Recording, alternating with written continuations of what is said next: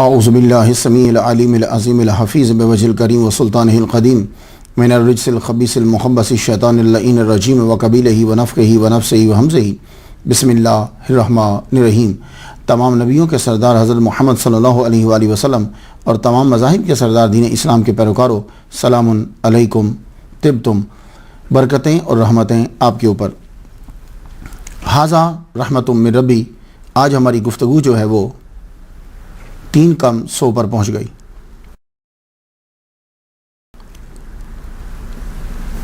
اللہم صلی علی سیدنا محمد و آباء محمد و آل محمد و صحابہ محمد و بارک وسلم۔ جو اللہ کا شریک ٹھہرائے وہ مشرک، اور جو محمد صلی اللہ علیہ وآلہ وسلم کی تعظیم نہ کرے وہ کافر۔ شیطان پہلا توحید پرست تھا جس نے نبی کی توہین کی اور وہ کافر ہوا۔ آئیے تقریر شروع کرنے سے پہلے عظیم سند کے ساتھ ایک عظیم پیام آپ کی نظر کرنا چاہتا ہوں۔ امام رضا علیہ السلام اپنے والد امام موسیٰ کاظم سے بیان کرتے ہیں، امام موسیٰ کاظم اپنے والد امام جعفر صادق سے بیان کرتے ہیں، وہ اپنے والد امام محمد الباقر سے بیان کرتے ہیں، وہ اپنے والد امام زین العابدین سے بیان کرتے ہیں، اور وہ اپنے والد امام حسین رضی اللہ تعالیٰ عنہ سے بیان کرتے ہیں، وہ اپنے والد مولا علی شیر خدا رضی اللہ تعالیٰ عنہ سے بیان کرتے ہیں۔ مولا علی نے حضور صلی اللہ علیہ وآلہ وسلم سے سنا، آپ نے فرمایا ایمان ہے اصل میں کیا؟ تو سرکار فرماتے ہیں الایمان معرفۃ بالقلب و قول باللسان و عمل بالارکان۔ ایمان نام ہے دل سے پہچاننے کا، زبان سے ماننے کا اور اعضاء سے تعمیل کرنے کا، یعنی جسے آپ اقرار باللسان و تصدیق بالقلب کہتے ہیں، اس کے بعد ایک اور چیز کا دی عمل بالارکان، یعنی اعضاء کے ساتھ قرآن اور حدیث اس کے اوپر عمل بھی کرنا۔ ھذا رحمت من ربی، اللہ کے فضل سے اور پیر پیراں غوث پاک الشیخ سید عبدالقادر گیلانی رحمۃ اللہ علیہ کا صدقہ، یہ سلسلہ جو نومبر 2012 کو شروع کیا تھا اور آج اس سلسلے کو 3 سال 4 ماہ ہو گئے۔ آج کا مضمون جو ہے وہ کسی سٹوری کو نہیں بنایا، آج کا مضمون یہ ہے کہ ہم نے ولیوں کی سٹوریز کو اپنا مضمون کیوں بنایا تھا۔ صوفیہ اولیاء کون ہوتے ہیں، ان کا ذکر کیوں کرتے ہیں ہم، ان کا ذکر کرنے کا فائدہ کیا ہوتا ہے۔ آج کا لیکچر صرف تاریخی نہیں ہے، آج کسی ایک کو سرنامہ کلام نہیں بنایا، سب کو بنایا ہے۔ آئیے گفتگو آگے بڑھاتے ہیں۔ گفتگو شروع کرنے سے پہلے اگر معنی، مراد، مفہوم یہ سمجھ میں آ جائے تو آسانی ہو جاتی ہے اس مضمون کو سمجھنے میں۔ بہت سے اعتراضات اسی وقت دم توڑ دیتے ہیں جب مخالف کو حقیقی مراد، حقیقی معنی اور حقیقی مفہوم سمجھ میں آ جائے۔ مسئلہ یہی ہوتا ہے کہ آدمی اس کی حقیقی مراد، معنی اور مفہوم کو نہیں سمجھ رہا، اشتراک کو دیکھ رہا ہے یا خود کو دیکھ رہا ہے۔ ولی اور صوفی، ان الفاظ کا معنی کیا ہے؟ آئیے پہلے ہم ذرا لغت میں تھوڑا سا گھوم لیں، ڈکشنری میں گھوم لیں، پھر آگے بڑھتے ہیں۔ اولیاء جمع ہے ولی کی۔ لفظ ولی قرآن مجید میں 20 مرتبہ آیا ہے۔ علامہ یوسف نبہانی رحمۃ اللہ علیہ فرماتے ہیں الولی هو القریب فی اللغت، ڈکشنری کے اندر الولی کا معنی قریب ہے۔ ولی کا معنی ایک اور ہوتا ہے، بہار کی بارش کے بعد دوسری بارش۔ یہ معنی مجھے بہت پیارا لگا ہے کہ ولی کا معنی ایک بارش بہار کی جو ہے اس کے بعد دوسری، تو ولایت واقعی نبوت کے بعد جس کا مقام ہے وہ ولایت کا ہے۔ یہ ولی جو ہوتا ہے یہ نائب ہوتا ہے نبی کا۔ اللہ تعالیٰ ولی ہے۔ سورہ شورى کی آیت نمبر 9 پڑھنا چاہوں گا۔ ام اتخذوا من دونہ اولیاء فاللہ هو الولی، اللہ وہی ولی ہے۔ سورہ شورى کی آیت نمبر 28 وَهُوَ الْوَلِيُّ الْحَمِيدُ، اللہ تعالیٰ ولی ہے، حمید ہے۔ تو ان آیات سے معلوم ہوا کہ اللہ کا نام بھی ولی ہے۔ اب اللہ کس کا ولی ہے، کس کا ولی ہے؟ تو سورہ بقرہ کی آیت نمبر 257 پڑھنا چاہتا ہوں۔ اللہ ولی الذین آمنو یخرجہم من الظلمات الی النور، اللہ ولی ہے مومنوں کا، ان کا کہ جو ایمان لائے، اور ان کو وہ نکالتا ہے اندھیروں سے نور کی طرف۔ سورہ جاسیہ آیت نمبر 19، اللہ ولی المتقین، اللہ ولی ہے متقین کا۔ سورہ آل عمران آیت نمبر 68، واللہ ولی المومنین، اللہ تعالیٰ ولی ہے مومنین کا۔ تو سمجھ میں آیا کہ اللہ ولی ہے، تو کس کا ولی ہے وہ؟ تو اللہ متقی کا دوست ہے، اللہ مومن کا دوست ہے۔ اب ہمیں قرآن ہی سے تلاش کرنا ہے کہ متقین کون ہوتے ہیں اور مومنین کون ہوتے ہیں، کہ جن کے قریب اللہ ہوتا ہے۔ تو تشریح و وضاحت سے پہلے ایک بات سمجھ لیں کہ یہ جو لفظ ولی ہے، یہ اللہ نے اپنے لیے بھی استعمال کیا ہے، رسول کے لیے بھی استعمال کیا ہے، مومنین کے لیے بھی استعمال کیا ہے۔ تو سورہ مائدہ 6 پارہ ہے اور آیت نمبر 55 پڑھنا چاہوں گا۔ بسم اللہ الرحمن الرحیم، انما ولیکم اللہ ورسولہ والذین آمنوا، اللہ تمہارا ولی ہے، اس کا رسول محمد مصطفیٰ صلی اللہ علیہ وسلم تمہارا ولی ہے، اور والذین آمنوا الذین یقیمون الصلاۃ ویؤتون الزکاۃ، اور مومن جن کے اندر یہ صفات ہیں وہ تمہارے ولی ہیں۔ تو تمہارا ولی اللہ، اس کا رسول، اور وہ لوگ جو ایمان لائے، نماز قائم کرتے ہیں، خیرات دیتے ہیں۔ اس آیت سے اولیاء کی تعداد معلوم ہو گئی کہ تم ولی کس کس کو کہہ سکتے ہو۔ اللہ کو ولی کہہ سکتے ہو، رسول کو ولی کہہ سکتے ہو، اور جو کامل مومن ہے اسے بھی ولی کہہ سکتے ہو۔ اب یہاں ایک مسئلہ بھی حل ہو جائے کہ لفظی اشتراک جو ہے وہ شرک نہیں ہوتا۔ آج کل کیا کرتے ہیں کہ سادہ لوگوں کو جن کی تحقیق نہیں ہے، لوگ لفظی اشتراک کی وجہ سے گمراہ کر دیتے ہیں، کہتے ہیں کہ یہ تو اللہ ہے، جیسے داتا اللہ ہے، مشکل کشا اللہ ہے، غوث اللہ ہے، تو آپ دوسرے کو کہتے ہیں تو آدمی پریشان ہو جاتا ہے۔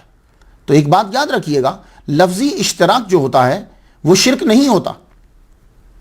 اگر لفظی اشتراک شرک ہو تو بہت سے ایسے نام ہیں جو اللہ تعالیٰ نے اپنے لیے بھی استعمال کیے اور مخلوق کے لیے بھی استعمال کیے۔ ان میں سے ایک ولی ہے، مومن ہے، حفیظ ہے، علیم ہے، اور ایون کہ رب بھی ہے۔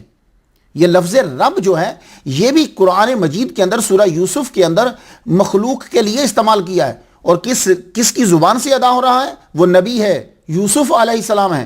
یہاں تو لوگ داتا اور مشکل کشا اور غوث کے لفظ پر پریشان ہیں۔ حضرت یوسف علیہ السلام، جا کے سورہ یوسف پڑھ لیجئے گا، یوسف علیہ السلام جیل کے اندر آپ تعبیر بتاتے ہوئے فرما رہے ہیں کہ وَيَسْقِي رَبَّهُ خَمْرًا، وہ اپنے رب کو شراب پلائے گا۔ تو لفظ رب کا استعمال ہو گیا۔ تو لفظی اشتراک جو ہوتا ہے اس کی وجہ سے شرک نہیں ہوتا۔ تو اللہ کے ولی ہونے کا مطلب کیا ہے اور بندے کے ولی ہونے کا مطلب کیا ہے؟ اب آپ سمجھ لیجیے۔ بھائی یہی تو میں کہتا ہوں کہ اگر معنی، مفہوم، مراد حقیقی طور پہ سمجھ لیے ہوتے تو لڑائی نہ ہوتی۔ لیکن ایک بات میں آپ کو بتا دوں، آج کے دور میں جتنے بھی آپ کے دشمن ہیں، وہ سیاسی ہیں، سماجی ہیں، مذہبی ہیں، وہ سب یہ جانتے ہیں کہ آپ صحیح ہو، لیکن وہ خود کو صحیح ثابت کرنے کے لیے کچھ نہ کچھ تو لائیں گے۔ تو یہ مت سمجھے کہ ان کو ولی کا معنی نہیں آتا، ان کو سب پتہ ہے، وہ سب جانتے ہیں۔ لیکن میں اتنا چاہتا ہوں کہ آپ لوگ اپنا ایمان تو مضبوط کر لیں۔ اللہ ولی ہے، اس کا معنی کیا ہے؟ بندہ ولی ہے، اس کا معنی کیا ہے؟ اب یہ عبارت میں اولیاء کے تذکرے کی بہت بڑی کتاب حلیۃ الاولیاء جو ہے اس سے لانا چاہوں گا، تاکہ آپ کو سمجھ میں آ جائے کہ صوفیاء اور اولیاء جنہیں آپ کہتے ہو، وہ ان کا عقیدہ اور ان کی عبارات اور ان کا علم وہ کیا ہے۔ کیونکہ آپ کے ذہن تک جو بات پہنچائی گئی ہے وہ یہی پہنچایا گیا ہے کہ اولیاء کرام توحید پرست نہیں ہوتے۔ لیکن یاد رکھیے گا، توحید پرست سب سے زیادہ اولیاء ہوتے ہیں، اور سب سے زیادہ حدیث پر عمل کرنے والے بھی اولیاء و صوفیاء ہوتے ہیں۔ اب معنی سمجھ لیجئے، اللہ ولی ہے اس کا معنی، اور بندہ ولی ہے۔ فَإِذَا كَانَ الْعَبْدُ قَرِيبًا مِنْ حَضْرَةِ اللَّهِ بِسَبَبِ كَثْرَةِ طَاعَتِهِ وَكَثْرَةِ إِخْلَاصِهِ وَكَانَ الرَّبُّ قَرِيبًا مِنْهُ بِرَحْمَتِهِ وَفَضْلِهِ وَإِحْسَانِهِ فَهُنَاكَ حَصَلَتِ الْوِلَایَةُ، جب بندہ زیادہ اطاعت کر کے، زیادہ خلوص کی وجہ سے رب تعالیٰ کے قریب ہو جاتا ہے، اس کی طرف زیادہ بڑھ جاتا ہے، یہ اس کا ولی ہونا ہے. اور اللہ تعالیٰ کا ولی ہونا، ولی مانا قریب ہوتا ہے نا، اللہ کا قریب ہونا کیا ہے کہ وہ اپنی رحمت، اپنا فضل اور اپنا احسان اپنے بندے پہ بڑھا دیتا ہے. یہ ہے اس کے ولی ہونے کا معنی. اب بتاؤ، اب بھی بولو گے کہ لفظی اشتراک کی وجہ سے شرک ہوتا ہے؟ اسی طرح داتا میں بھی فرق ہے، مشکل کشا میں بھی فرق ہے، غوث میں بھی فرق ہے، ولی میں بھی فرق ہے، مومن میں بھی فرق ہے، رب میں بھی فرق ہے، یہ اسی طریقے سے حفیظ اور علیم میں بھی فرق ہے. اگر یہ آپ نہیں کریں گے تو پھر مسئلہ سب ختم ہو جائے گا. قرآن مجید کس بندہ کو ولی کہتا ہے؟ اب آپ نے ولی کا معنی سمجھ لیا. اب ولی اصطلاح بھی ہے. اب جسے ہم اصطلاحاً جسے ولی کہتے ہیں وہ کون ولی ہوتا ہے؟ اب پھر قرآن مجید پڑھتے ہیں. الا ان اولیاء اللہ لا خوف علیہم ولا هم یحزنون الذین آمنوا وکانوا یتقون. اس آیت نے مرتبے کو بھی واضح کر دیا اور یہ بھی بتلا دیا کہ اولیاء کون ہوتے ہیں تاکہ عوام کو واضح ہو جائے. مرتبہ جو بتلایا وہ اللہ نے اور انا نے بتایا کہ اتنا اہم موضوع تھا کہ اللہ تعالیٰ نے ان کا تذکرہ کرنے سے پہلے اللہ لگایا اور انا لگایا. اللہ جو ہے وہ غفلت ہٹانے کے لیے ہے، انا مضمون میں تاکید پیدا کرنے کے لیے ہے. تو یعنی غفلت ہٹا کے پھر تاکید پیدا کر کے بتایا سنو ایک گروپ دنیا میں ایسا ہے کہ جس کو نہ غم ہے نہ خوف ہے، نہ ڈر ہے نہ غم ہے، وہ اللہ کے دوست ہیں. تو اللہ کے دوست کون ہوتے ہیں؟ تو یہ واضح کر دیا. 2 جملے بول کر پوری زندگی کو، زندگی کے گوشوں کو، کریکٹر کو سمیٹ کے رکھ دیا. یہ ہے قرآن کا خاصہ. اب ولی کون ہوگا؟ قرآن کے ان 2 جملوں کو سن لیجیے. پہلا الذین آمنوا، ولی کی پہلی نشانی یہ ہے کہ وہ مومن ہوگا، اس کا عقیدہ ٹھیک ہوگا. خراب عقیدے والا کبھی ولی نہیں ہو سکتا. کتنی بھی پرواز کر جائے کوئی بھی باطل مذہب کا، وہ ولی نہیں بن سکتا. وہ اڑ سکتا ہے، تیر سکتا ہے، چھپ سکتا ہے، کچھ بتا سکتا، سب کچھ کر سکتا ہے، ولی نہیں ہوگا. تو پہلی بات الذین آمنوا ہے. تو اس لیے اولیاء کرام کو پڑھ لیجئے کہ ایمان عقیدہ ان کے نزدیک کیا ہے. اس کے بعد دوسری بات وَكَانُوا يَتَّقُونَ، ولی کامل وہ ہوگا کہ جو وَكَانُوا يَتَّقُونَ ہے، یعنی اس کا کریکٹر ٹھیک ہوگا، وہ متقی ہوگا جس کو آپ کہتے ہیں. متقی کیا ہوتا ہے؟ متقی اسے کہتے ہیں کہ جو شیطان کے پھیلائے ہوئے کانٹوں سے اپنا دامن بچا کے گزر جائے، اسے متقی کہتے ہیں. اب متقی کے اوپر کانو لگ گیا. کانا جب لگتا ہے مضارع کے اوپر تو ماضی استمراری بنتا ہے. اس کے اندر ہمیشگی آنی چاہیے، یعنی اس نے نیکی کا عمل 1 دن یا 2 دن یا 3 دن یا 4 دن نہ کیا ہو. وَكَانُوا يَتَّقُونَ، مستقل مرتے دم تک اس کا کریکٹر ٹھیک ہونا چاہیے، وہ ولی کامل ہے. اب آپ کی سمجھ میں بات آ گئی ہے. تو یہ باتیں ذہن نشین. آج کوئی سٹوری نہیں ہے. سٹوری ہم نے کیوں بیان کی؟ آج ہماری گفتگو یہ ہے، اور آج ہماری شکرانے کی محفل ہے. آج ہم نے دعا مانگنی ہے اور شکر ادا کرنا ہے. ولی وہ ہوتا ہے کہ جو متقی ہو اور مومن ہو. یہی اللہ تعالیٰ نے، اللہ تعالیٰ قریب ہے متقی کے اور اللہ تعالیٰ قریب ہے مومن کے. تو اب ہم قرآن ہی سے پوچھ لیتے ہیں بھئی متقی کون ہوتا ہے؟ تو قرآن مجید نے کہا سورہ بقرہ الف لام میم جب کھول لیا اب آپ چلے جائیے. یہ ہے متقی کی نشانی. غیب پر ایمان لاتا ہے، وَيُقِيمُونَ الصَّلَاةَ، نماز قائم کرتا ہے، وَمِمَّا رَزَقْنَاهُمْ يُنْفِقُونَ، اور جو دیا ہے ہم نے اس میں سے خرچ کرتا ہے. یہ اس سے مراد اردو والے یہ لیتے ہیں روٹی، نہ روٹی نہیں، جو دیا ہے. رزق کا معنی ہوتا ہے ہر وہ چیز جس سے انسان فائدہ اٹھاتا ہے. تو جو ہم نے دیا ہے اس سے وہ خرچ کرتا ہے. وَالَّذِينَ يُؤْمِنُونَ بِمَا أُنزِلَ إِلَيْكَ، اور جو حضور صلی اللہ علیہ وسلم کی طرف نازل کیا اس پر ایمان لاتا ہے. وَمَا أُنزِلَ مِن قَبْلِكَ، اور جو حضور سے پہلے نازل کیا اس پر ایمان لاتا ہے. تو اگر کوئی آدمی حضور صلی اللہ علیہ وآلہ وسلم کے بعد کسی وحی پر ایمان لاتا ہے یا کسی کو بعد میں نبی، وہ بھی ولی نہیں ہوگا، کیونکہ یہاں من قبلک ہے، من بعدک نہیں ہے. بات سمجھ رہے آپ؟ تو قبلک نے یہ بتا دیا کہ ولی کامل وہی ہوگا کہ جو حضور صلی اللہ علیہ وسلم سے پہلے اتری ہوئی وحی پر ایمان لائے، جو حضور پر وحی اتاری گئی اس پر ایمان لائے. اور حضور کے بعد اگر کوئی آدمی آ کے کہتا ہے کہ مجھ پر وحی اترتی ہے، اس پر جو ایمان لائے گا وہ ولی کامل نہیں ہوگا، متقی نہیں ہوگا. وَبِالْآخِرَةِ هُمْ يُوقِنُونَ، اور آخرت پر یقین رکھتا ہو. یہ ہے متقی کی نشانی. اب مومنین کون ہوتے ہیں؟ تو مومنین کی نشانی جو ہے مومنین بھی بتا دیے تاکہ آپ کو پتہ چل جائے کہ اللہ تعالیٰ ان کے قریب ہے. تو مومنین کے لیے سورہ مومنون میں جانا پڑے گا. قد افلح المومنون الذین هم فی صلاتہم خاشعون, کہ نماز میں خشوع و خضوع کرتے ہیں. والذین هم عن اللغو معرضون, اعراض کرتے ہیں لغو باتوں سے. والذین هم للزکاۃ فاعلون, یہاں زکوٰۃ سے مراد خیرات ہے کیونکہ اس وقت زکوٰۃ کا حکم نہیں اترا تھا جب یہ سورہ آئی ہے. والذین هم للزکاۃ فاعلون, خیرات کرنے والے ہیں. والذین هم لفروجہم حافظون, اپنی شرمگاہوں کی حفاظت کرنے والے ہیں. الا علی ازواجہم او ما ملکت ایمانہم فانہم غیر ملومین فمن ابتغى وراء ذلک فاولئک هم العادون. تو جس آدمی کے کہ یہ تعلقات اگر عورتوں کے ساتھ ناجائز ہیں یا کسی کے ساتھ ناجائز ہیں وہ بھی ولی اللہ نہیں ہو سکتا. اللہ کے بندو, آپ لوگ پریشان کیوں ہوتے ہو؟ آپ کو تو سب کچھ واضح کر کے بتا دیا کہ ولی کون ہوگا. فَمَنِ ابْتَغَىٰ وَرَاءَ ذَٰلِكَ فَأُولَٰئِكَ هُمُ الْعَادُونَ وَالَّذِينَ هُمْ لِأَمَانَاتِهِمْ وَعَهْدِهِمْ رَاعُونَ, اس کے وعدے پورے ہوں اور امانت میں خیانت نہ کرتا ہو. اس لیے جا کے تلاش کرو. اگر کوئی آدمی جھوٹ بولتا ہے, ایک وعدہ کرتا ہے توڑ دیتا ہے, پھر وعدہ کرتا ہے توڑ دیتا ہے, پھر وعدہ کرتا ہے توڑ دیتا ہے, بار بار اپنی باتوں کو بدل رہا ہے, وہ بھی ولی اللہ نہیں ہو سکتا. تو والذین هم لأماناتہم وعہدہم راعون والذین هم علی صلواتہم یحافظون, اپنی نمازوں کی حفاظت کرتا ہے, یعنی وہ نماز کبھی چھوڑے. اس لیے اس کو دیکھو بندے کو, نمازیں پڑھ رہا ٹھیک ہے, نہیں پڑھ رہا چھوڑ دو اس کو. ہاں ایز اے انسان وہ ہم تعظیم سب کی کرتے ہیں, لیکن ہم نے ڈھونڈنا ہے ولی کامل کو, صوفی کو ڈھونڈنا ہے. تو بات واضح ہو گئی, متقی کون ہے اور مومن کون ہے, اور اللہ تعالیٰ ان متقین اور ان مومنین کے قریب ہے. اب حدیث مبارکہ سے کچھ اولیاء پہ روشنی پڑ جائے تاکہ بات واضح ہو جائے. طبرانی شریف سے پڑھنا چاہتا ہوں حدیث. ان للہ تعالی من اہل الارض آنیۃ وآنیۃ ربکم قلوب عبادہ الصالحین واحبها الیہ الینھا وارقھا. آنیہ کا معنی لغت کے اندر برتن ہوتا ہے جس میں آپ کوئی چیز رکھتے ہیں. تو کہتے ہیں کہ اللہ تعالیٰ کے لیے بھی اہل ارض سے کچھ ایسی برتن ٹائپ کی چیزیں ہیں, یعنی جس میں وہ اپنی رحمت رکھتا ہے, توجہ رکھتا ہے. وآنیۃ ربکم قلوب عبادہ الصالحین, اولیاء کرام کے دل ہیں جو تمہارے رب کے برتن ہیں. برتن سے مراد میں بتا دیا آپ کو, آپ جیسے برتن میں چیز رکھتے ہو, سمجھانے کے لیے لفظ. وَأَحَبُّهَا إِلَيْهِ, بڑے محبوب رب کو. الْيَنُهَا وَأَرَقُّهَا. تو حدیث مبارکہ میں اولیاء کا مرتبہ سمجھ لیجئے. اب بخاری اور مسلم, ابو داؤد, نسائی, ابن ماجہ, مشکات اور مسند امام احمد اور الفوائد المجموعہ شوکانی کی ہے, صفحہ 253.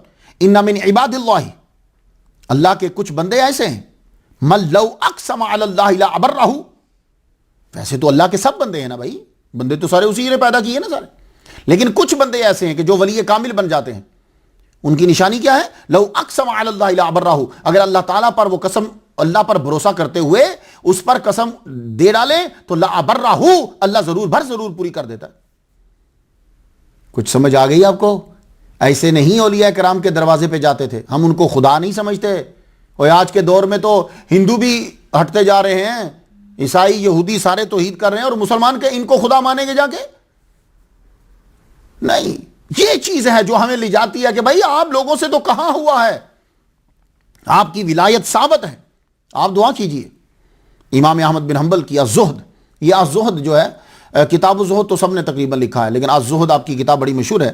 اس میں حضرت ابن عباس سے روایت ہے, ما خلت الارض من بعد نوح من سبعۃ من یدفع اللہ بہم عن اہل الارض.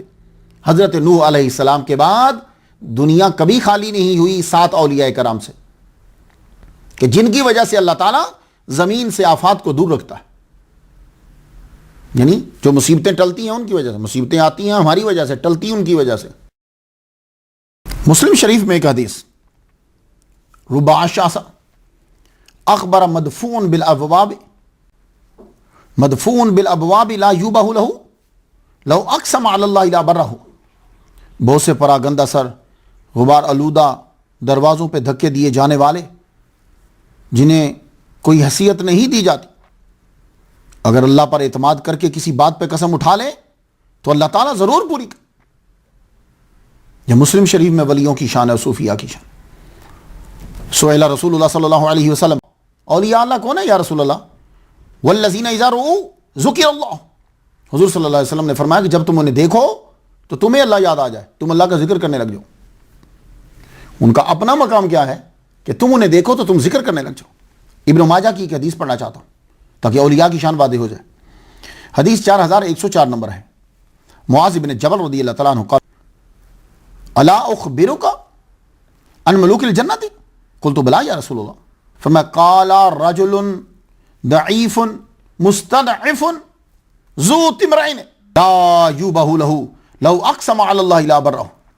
حضور نے فرمایا تجھے جنت کے مالکوں کے بارے میں بتاؤں اور اس کی ضرور. فرمایا کمزور، اسباب دنیا میں کم ہی کوشش کرنے والے، دو کپڑے، ذو تمرین، تمر کہتے ہیں کپڑے، دو کپڑے ان کے پاس، اور لوگوں کی نظر میں کچھ وقت نہیں رکھتے.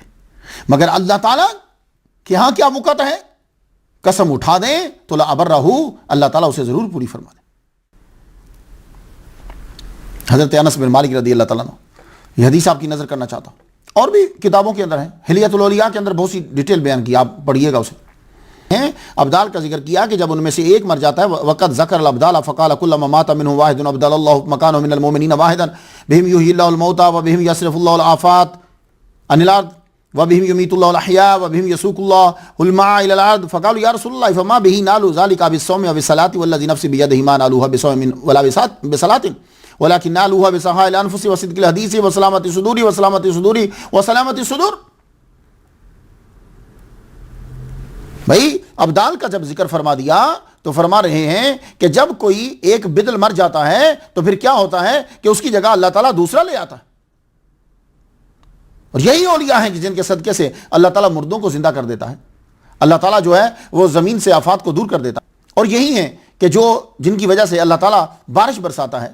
کہ عرض کی یا رسول اللہ کیا ہم نمازیں پڑھ پڑھ کے یا روزے رکھ رکھ کے ان کے ساتھ مل سکتے ہیں؟ فرمایا نہ ایسے نہیں، ان کے ساتھ نمازوں اور روزوں کے ذریعے سے نہیں، الگ سے ایک چیز بتائی، بسخاء الانفس، اور سچائی، اور ایک بات کو 3 مرتبہ کا سلامتی صدور، سلامتی صدور، دل کی سلامتی، دل کی سلامتی، دل کی سلامتی. یعنی یہ دل کی سلامتی جو ہے یہ کہ باطن کو پاک کرنا، باطن پاک، ورنہ کوئی بھی ایسی بیماری جو اندر کی ہو وہ دل کو سلامتی اور دل کو خراب کرتی ہے.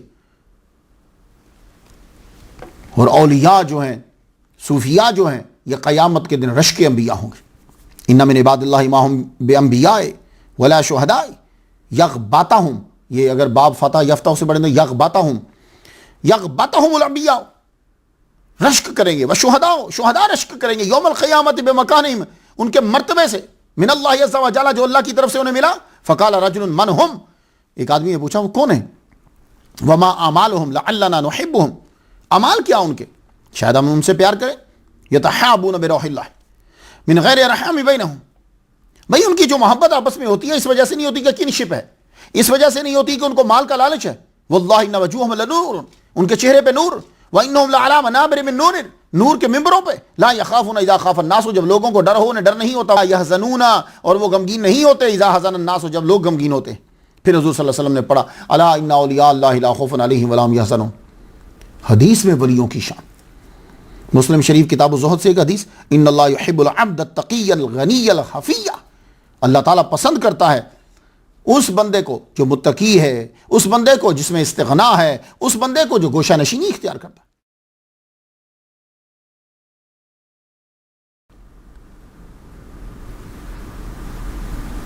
تو میں عرض یہ کرنا چاہوں گا، قرآن مجید میں جنہیں عباد الرحمن کہا گیا، ولی المتقین، ولی المومنین، عباد الصالحین، ولی، یہ سب ایک ہی کے نام ہیں، ایک ہی بندے کے نام ہیں. یہ صوفی اور ولی، عباد الرحمن، متقی، مومنین، یہ سب وہی ہیں. صالح جن کو صوفیاء کہتے ہیں، ان اعلی ہستیوں کو نام دیے گئے جنہوں نے ظاہر و باطن کو پاک کیا، سب کچھ رب کے نام کیا، اس کی ہر مخلوق کو آرام دیا. جن لوگوں کا ظاہر و باطن شریعت محمدی کے مطابق تھا، حضور صلی اللہ علیہ وآلہ وسلم کے ظاہری دور کے اندر انہوں نے اپنے نام کے ساتھ شیخ الاسلام نہیں لگایا. حضرت ابوبکر صدیق شیخ الاسلام ہیں لیکن شیخ الاسلام نہیں کہلواتے. حضرت عمر رضی اللہ تعالیٰ عنہ محدث اعظم، حضرت ابو ہریرہ امیر المومنین فی الحدیث، حضرت علی حجت الاسلام، مگر یہ ان کے لقب نہیں تھے. بھئی ان کے لیے ان تمام القاب سے زیادہ بڑا لقب صحابی ہے، کیونکہ باقی تو سب کچھ آدمی بن سکتا ہے، صحابی اسی وقت بنے گا جب محمد مصطفیٰ صلی اللہ علیہ وسلم کے چہرے کو دیکھے گا. تو آج کے دور میں مفسر، محدث، مجدد، مقرر، قاری، حافظ سب کچھ بن سکتا ہے، صحابی نہیں بن سکتا. کیونکہ صحابی وہ ہوتا ہے کہ جس نے ظاہری طور پر حضور صلی اللہ علیہ وسلم کے چہرہ انور کو دیکھا، اور ساری دنیا کے اغواس، ابدال، اقطاب، اولیاء، صوفیاء سب ملا لیے جائیں تو صحابی کے گھوڑے کے جو ٹاپوں سے جو گرد اٹھتی ہے اس گرد کے بھی برابر نہیں۔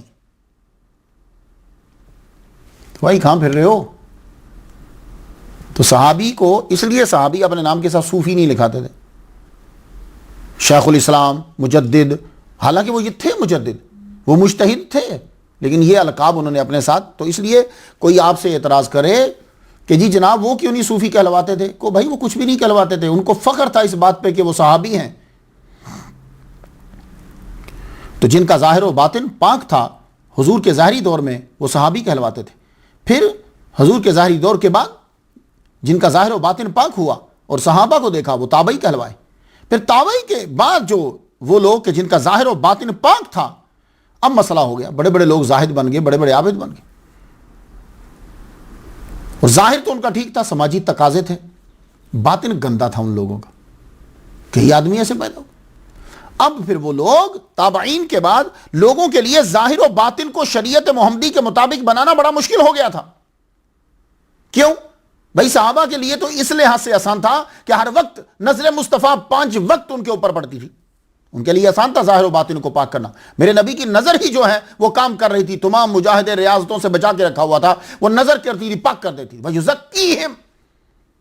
اس کے بعد صحابہ کا ظاہری دور جو ہے تابعین کے لیے ان کی سنگت ہی بڑی کافی تھی، لیکن تابعین کے بعد مسئلہ جو ہے مشکل ہوا۔ جب مشکل ہوا تو اب وہ لوگ کہ جنہوں نے ریاضت اور مجاہدہ کر کے اپنے ظاہر و باطن کو پاک کیا وہ صوفی کہلوائے۔ حضرت ابو الحسن رحمۃ اللہ علیہ نے خوب جملہ کہا ہے، کہتے ہیں کہ پرانے دور کے اندر تصوف اور صوفی یہ نام تو نہ تھے مگر حقیقت تھی، اور اب یہ نام ہیں مگر حقیقت نہیں ہے۔ بس تو یہاں سے سمجھ لیجئے کہ تصوف اور صوفیزم صحابہ کے دور میں تھا، نام نہیں تھا۔ حضرت انس رضی اللہ تعالیٰ عنہ کی بات سنتے جائیے، کیا کہتے ہیں؟ آپ لوگ یہ سمجھتے ہو کہ صوفیاء اور اولیاء کا طریقہ سنت سے ہٹ کر ہے؟ نہیں، ہمارا نالج ہی سنت تک نہیں پہنچا۔ ہم نے قرآن ایک مخصوص قرآن بنایا جو ہماری پسند کا تھا، اور ہم نے احادیث مخصوص احادیث بنائی جو ہماری پسند کی تھی۔ ہم نے بخاری بھی پڑھی تو ساری نہ پڑھی، باقی کتب کو تو چھوڑ دو، اس میں 4000 ٹوٹل حدیثیں تھی، 96,000 کہاں ڈھونڈتے؟ ہم نے تو بخاری بھی ساری نہیں پڑھی، اس میں سے بھی اپنی چیزوں کو چن لیا۔ تو کیا کہا حضرت انس رضی اللہ تعالیٰ عنہ نے؟ حضور صلی اللہ علیہ وسلم غلام کی دعوت کو قبول فرما لیتے، گدھے پر سواری کرتے اور موٹا کپڑا پہنتے۔ اور ہمارے لیے یہ آج کل تینوں چیزیں جو ہیں وہ بڑی عجیب سی، کوئی غریب آدمی بلائے گا دعوت دے گا، ہم کم ہی جائیں گے، ٹائم نہیں ہوتا، اور گدھے پہ بیٹھنا ہمارے ہاں تو ویسے ہی معاشرے میں کچھ اور ہو گیا، لیکن یہ عاجزی کی انتہا۔ عیسیٰ علیہ السلام گدھے پہ سواری کرتے تھے، موٹا کپڑا پہنتے تھے جس کو آپ اون کہتے ہیں، یہ اون کا زیادہ تر موٹا کپڑا جو تھا یہ اس وقت اون کا موٹا ہی بنتا تھا، بس اس کے علاوہ بھی آپ موٹا کپڑا پہنتے تھے۔ تو صوفیاء نے بھی اون کا لباس پہنا، کیا بار بار اتاریں گے، بار بار دھوئیں گے، وہ ایک ہی بار پہن لیتے تھے کہ اس کے جھنجھٹ سے چاند چھوٹے، جتنا دھونے میں صرف کرنا ہے اتنا عبادت میں صرف کرو۔ وہ لوگ ہم نہیں پہنچ سکتے وہاں، ہاں ہم گالیاں دے سکتے ہیں ان کو، یہ کہہ سکتے ہیں کہ شرک کے مرکز ہیں، وہ کیا تھے، وہ کیا، یہ کیسے، ان تک نہیں پہنچ سکتے۔ تو حضور موٹا کپڑا پہنتے تھے، یہ حدیث کسی کو نہیں ملی ہوگی ہے نا، ہاں یہ صوفیاء کو مل گئی۔ اور یہ صوفیاء جو صوف کا لباس پہنتے تھے ان کا یہ صحابہ کی بھی سنت ہے۔ اب حدیث پر عمل کرنے والے میری بات غور سے سن لیں، پینٹ کے اوپر تہمت پہن کر نماز پڑھنا ہے سے سنت ادا نہیں ہو رہی، نہیں۔ میں نے ایک بندے کو دیکھا امریکہ میں پینٹ کے اوپر تہمت پہنی ہوئی، میں کہ یہ تو سنت ادا کر رہا ہے، یہ تو سنت کا مذاق اڑا رہا ہے۔ تو عجیب، سنت کو عجیب طریقے سے پیش کریں گے۔ صوفیاء کی مضبوط سند، اس سند میں حضرت حسن بصری رضی اللہ تعالیٰ عنہ فرماتے ہیں میں ایسے 70 بدری صحابیوں سے ملا ہوں کہ جو اون کا لباس پہنتے تھے۔ کدھر گئے لوگ جو کہتے جی ہم حدیث پر عمل کر رہے ہیں، صوفیاء حدیث پر عمل کر رہے ہیں۔ 70 بدری صحابہ کرام صوف، جن کی وجہ سے ان کو صوفی کہا جاتا ہے، صوف اون کا لباس جو ہے وہ پہنتے تھے، اور ان میں سے حضرت ابو ہریرہ رضی اللہ تعالیٰ عنہ بھی ہیں ان میں سے ایک فضالہ بن عبید رضی اللہ تعالیٰ عنہ. تو اب اگر صوفیاء کو صوف کی وجہ سے، یقیناً ان کے کپڑے کی وجہ سے کہا جاتا ہے، ورنہ ظاہر و باطن تو دوسرے لوگوں کا بھی پاک ہوتا. تو یہ جو صوفی ہیں، تو حضرت ابو ہریرہ رضی اللہ تعالیٰ عنہ بھی صوفی ہیں. صوفی حضرت ابو ہریرہ رضی اللہ تعالیٰ، کیونکہ اون کا لباس وہ بھی پہنتے تھے. حضرت حسن بصری رحمۃ اللہ علیہ نے 1316 سال پہلے بصرہ میں لفظ صوفی کو یوں استعمال کیا. آپ نے فرمایا اگر صوفی ابو ہاشم نہ ہوتے تو مجھے ریاکاری کے خفیہ گوشوں کی خبر نہ ہوتی. تو 1316 سال پہلے لفظ صوفی کا استعمال کیا گیا. ابن جوزی کا کہنا ہے کہ جو پہلا شخص صوفی کے لقب سے مشہور ہوا وہ غوث بن مرہ ہے، اور وہ کعبہ کے گرد رہتا تھا، موٹا کپڑا پہنتا تھا. کچھ کا قول ہے کہ ابو عبداللہ مصری کے ساتھ لفظ صوفی پہلے استعمال ہوا. کچھ کا کہنا ہے کہ ابو ہاشم کو سب سے پہلے صوفی کہہ کے پکارا گیا. اور یہ کوئی اتنا بڑا مسئلہ نہیں ہے کہ صوفی کس کو کہہ گئے، جہاں کوئی جس جگہ رہتا تھا وہاں جس کو پہلے صوفی کہا گیا انہوں نے ویسے لکھ دیا. اصل مسئلہ تو یہ ہے کہ تصوف کیا ہے اور صوفی کون ہوتے ہیں. صوفی کس کو کہا گیا اسے چھوڑیے، تصوف کیا ہے. آج کے دور میں تصوف جتنا مشہور ہو رہا ہے ابھی یہ اور مشہور ہوگا. سب لوگ غور سے سن لیجئے. کیوں؟ اس لیے کہ امریکہ سپورٹ کر رہا ہے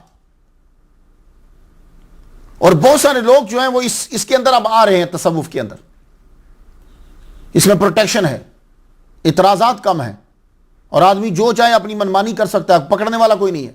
لیکن آپ لوگوں نے اپنے اولیاء کی صحیح سیرت کو آگے بیان کرنا ہے، آگے بتانا ہے کہ تصوف کیا ہے. تو آپ سن لیجئے غور سے. مختصر جواب تو یہ ہے کہ نام نیا ہے. صوفی وہی لوگ ہوتے ہیں جن کے اندر اولیاء کی صفات ہوتی ہے. اگر اولیاء کی صفات نہیں ہے تو وہ صوفی نہیں. شیخ زروق رحمۃ اللہ علیہ انہوں نے کتاب الجمع بین الشریعت والحقیقہ کے اندر 2000 تصوف کی تعریفیں اور تفسیریں کی ہیں. اب میں اگر وہ بیان کرنے لگ جاؤں تو کیا، تو 100 تک کے تو تقریباً مجھے بھی پتا ہے، لیکن وہ لفظ آگے پیچھے ہیں. جو جس مقام پہ تھا اس نے وہاں بیان کر دی. تو کچھ میں بیان کر دیتا ہوں تاکہ آپ سے جب کوئی پوچھے کہ تصوف کیا ہے تو آپ بیان تو کر سکو. تو سب سے پہلے تصوف کی تعریف وہ ہے جو اللہ تعالیٰ نے بیان کر دی. وہ کیا ہے؟ الا ان اولیاء اللہ لا خوف علیہم ولا هم یحزنون الذین آمنوا وکانوا یتقون. صوفی وہ ہوگا کہ جو آمنو، ایمان جس کا عقیدہ ٹھیک ہو، وکانوا یتقون مرتے دم تک اس کا کریکٹر بھی ٹھیک ہو. یہ تصوف. اور یہ یاد رکھیے گا کہ تقوی کا معنی ڈرنا نہیں ہوتا. تقوی کا معنی ہوتا ہے ظاہر اور باطن دونوں کو ایک ساتھ پاک کر لینا. اس کو تقوی کہتے ہیں. یہ اجمالی طور پر تصوف کی تفسیر جو ہے قرآن میں ہو گئی. حضرت ذوالنون مصری جن کا اصل نام صوبان بن ابراہیم ہے، کہتے ہیں کہ صوفی جب بات کرتا ہے تو اس کا کلام حقائق و معارف کا ترجمان ہوتا ہے. تو پتہ چلا صوفی جاہل نہیں ہوگا، صاحب علم ہوگا. حضرت ابو الحسن فرماتے ہیں صوفی وہ ہوتا ہے جو بشریت کی تاریکیاں ختم کر چکا ہو، نفس کی خواہشات سے پاک ہو کر اولیاء کی صف میں شامل ہو گیا ہو. مطلب اس کا ظاہر و باطن پاک. تو تصوف کی 2000 تفسیریں کرنے کے بعد بھی یہی ہوگا کہ جس کا ظاہر اور باطن ہر قسم کی برائی سے، سماجی ہے، معاشی ہے، معاشرتی ہے، اخلاقی ہے، مذہبی، ساری برائیاں جو ہیں وہ پاک کر چکا ہو. سمپل. اس کے علاوہ آپ پڑھتے جاؤ اینڈ پہ آپ کو، میں بھی بہت پڑھی، میں نے بہت پڑھ ڈالا میں کہا، لیکن یہی نکلا کہ جس کا ظاہر اور باطن ہر قسم کی سماجی، سیاسی، معاشی، معاشرتی، مذہبی، اخلاقی برائیوں سے اس کا اپنے مان کو پاک کر لے، اور وہی وہ کام کرے اندر سے اور باہر سے، اس کا کام وہی ہو جو رب اور رب کا رسول کہتا ہے. جسے اللہ کی محبت صاف و پکیزہ کر دے وہ صافی، اور جس کے ظاہر و باطن کو اللہ پکیزگی عطا کر دے وہ صوفی. اور قرآن مجید میں یہی تو کہا گیا. تصوف قرآن سے باہر نہیں ہے. قرآن میں یہی تو کہا گیا. سورہ انعام کی آیت نمبر 120 پڑھیا، وَذَرُوا ظَاهِرَ الْإِسْمِ وَبَاطِنَهُ. ظاہر اسم اور باطنہ. کچھ گناہ ہیں کہ آدمی اندر سے کرتا ہے، چھپے ہوئے گناہ ہیں. حضرت جنید بغدادی رحمۃ اللہ فرماتے ہیں صوفی تو ایک زمین کی مانند ہوتا ہے. آپ زمین کے اوپر کیا کرتے ہیں؟ جہاں فصل اگاتے ہیں وہاں گند کچرا پھینکتے ہیں، لیکن زمین بدلے میں کیا آپ کے گھر میں کچرا پھینکتی ہے؟ نہیں، وہ بدلے میں آپ کو پھول اگا کے دیتی ہے، آپ کو پھل دیتی ہے، فصل دیتی ہے، اچھی چیز دیتی ہے. تو صوفی وہی ہوتا ہے کہ جب تم اس کو برا بھلا کہہ رہے ہو بدلے میں ویسا نہیں کرے گا، اچھی چیز دے گا۔ اور دو طریقے ہوتے ہیں آج کل، کچھ لوگ ہیں کہ جب آپ ان کو گالیاں دیں یا برا بھلا کہیں تو وہ خود کچھ نہیں کہتے، چپ کر جاتے ہیں، اپنے بندوں کو کہتے ہیں کہ اس کو چپ کراؤ، ہاں تو وہ بھی صوفی نہیں ہے۔ یہ بات ہے، ایک آدمی نا خود چپ کر جائے، سیاستدان جو ہوتے ہیں آپ ان کو بھری محفل کے اندر بھی کچھ کہتے ہیں برا بھلا، مسکراتے رہیں گے، بعد میں جا کے کہیں گے اس کا سب کام تمام کر دو، وہ بھی صوفی نہیں ہے۔ تصوف ایک ایسا درخت ہے کہ جب پکتا ہے تو اس پہ یقین، قناعت، صبر، بردباری، بہادری، دنیا سے بے نیازی، خلوت، خاموشی، خوف خدا، تواضع، شکر، اخلاص، حیا، جود و سخا، ادب کے سدا بہار پھل اس کے اوپر لگ جاتے ہیں۔ یہ ہے تصوف۔ مجدد ملت قاضی ثناء اللہ پانی پتی رحمۃ اللہ علیہ نے، ان کی یہ کتاب ہے ما لا بدہ منہ، مالا بدہ ہم اکثر بول دیتے ہیں، یہ فارسی پڑھنے والے اس کتاب کو جانتے ہیں، علماء سمجھیں گے۔ مالا بدہ منہ جو ما لا بدہ، یہ اصل میں ما الگ ہے، لا بدہ الگ ہے اور منہ الگ ہے۔ ما لا بدہ منہ جو ہے فارسی میں، یہ کتاب آپ نے شروع کی، یہاں ذرا جملہ سنیے گا، اس کے اندر انہوں نے بڑی تعریف کی ہے۔ کتاب شروع تو یہاں سے ہوتی ہے، کتاب حمد و ستائش مر خدا راست کے بذات مقدس خود موجود است و اشیاء با ایجاد او موجودن۔ اس کتاب کے سوا 130 پہ اس مجدد نے لکھا تراشیدن ریش بیش از قبضہ حرام است۔ یہ مجدد کہتے ہیں کہ مٹھی سے پہلے داڑھی کو کاٹ دینا جو ہے وہ حرام ہے۔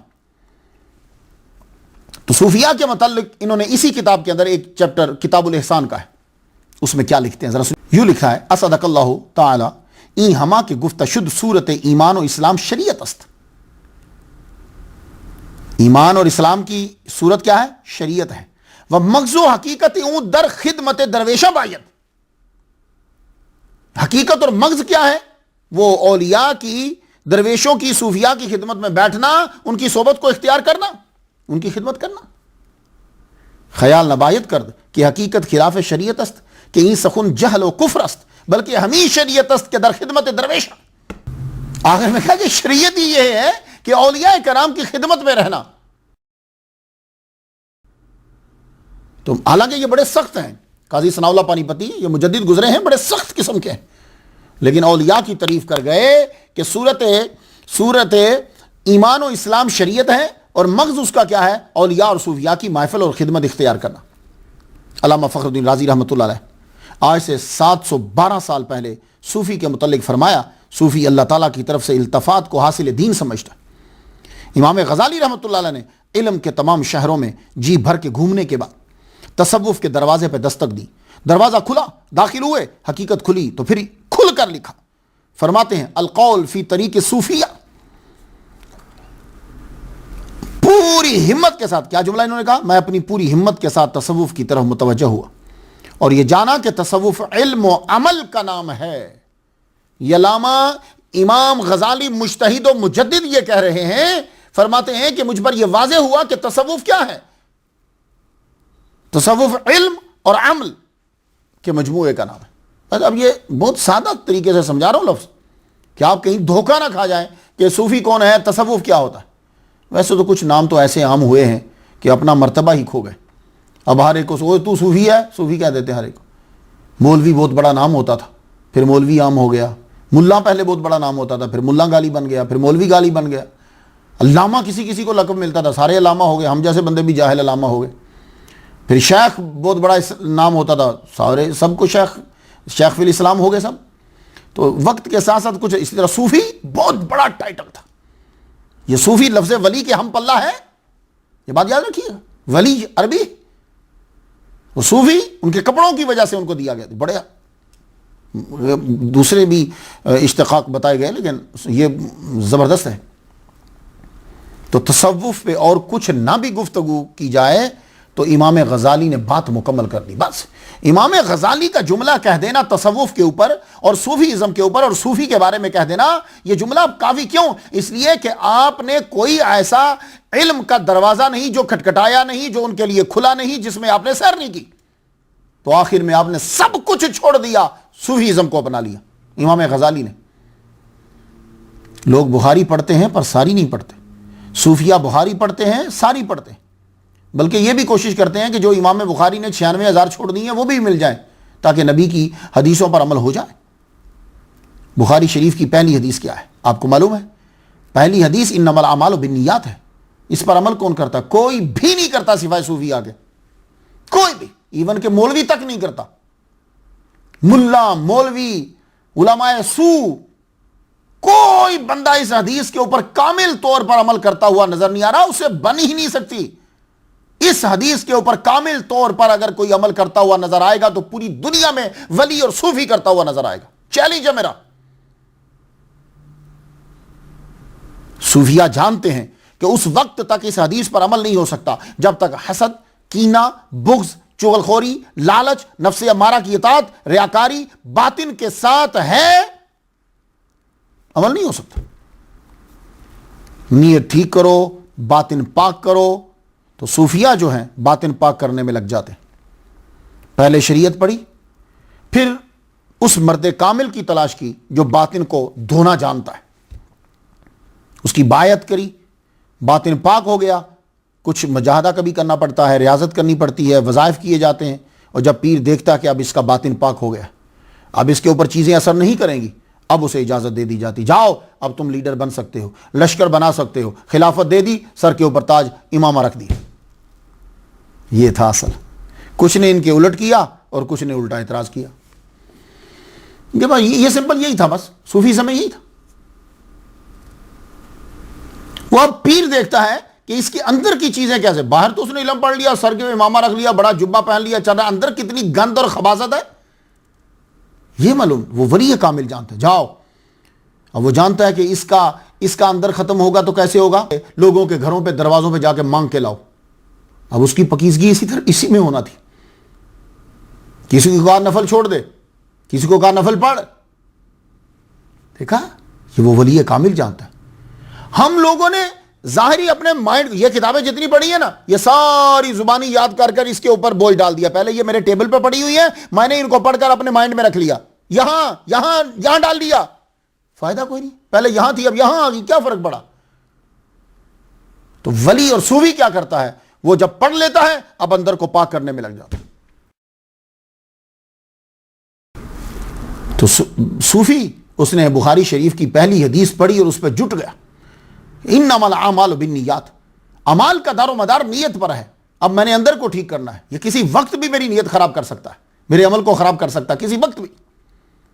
کہ بظاہر تو ہم لوگوں کو 1,00,000 روپیہ 2,00,000 روپیہ دے رہے ہیں، لیکن کیوں دے رہے ہیں یہ اندر پتا ہوگا، باہر والے کو نہیں پتا۔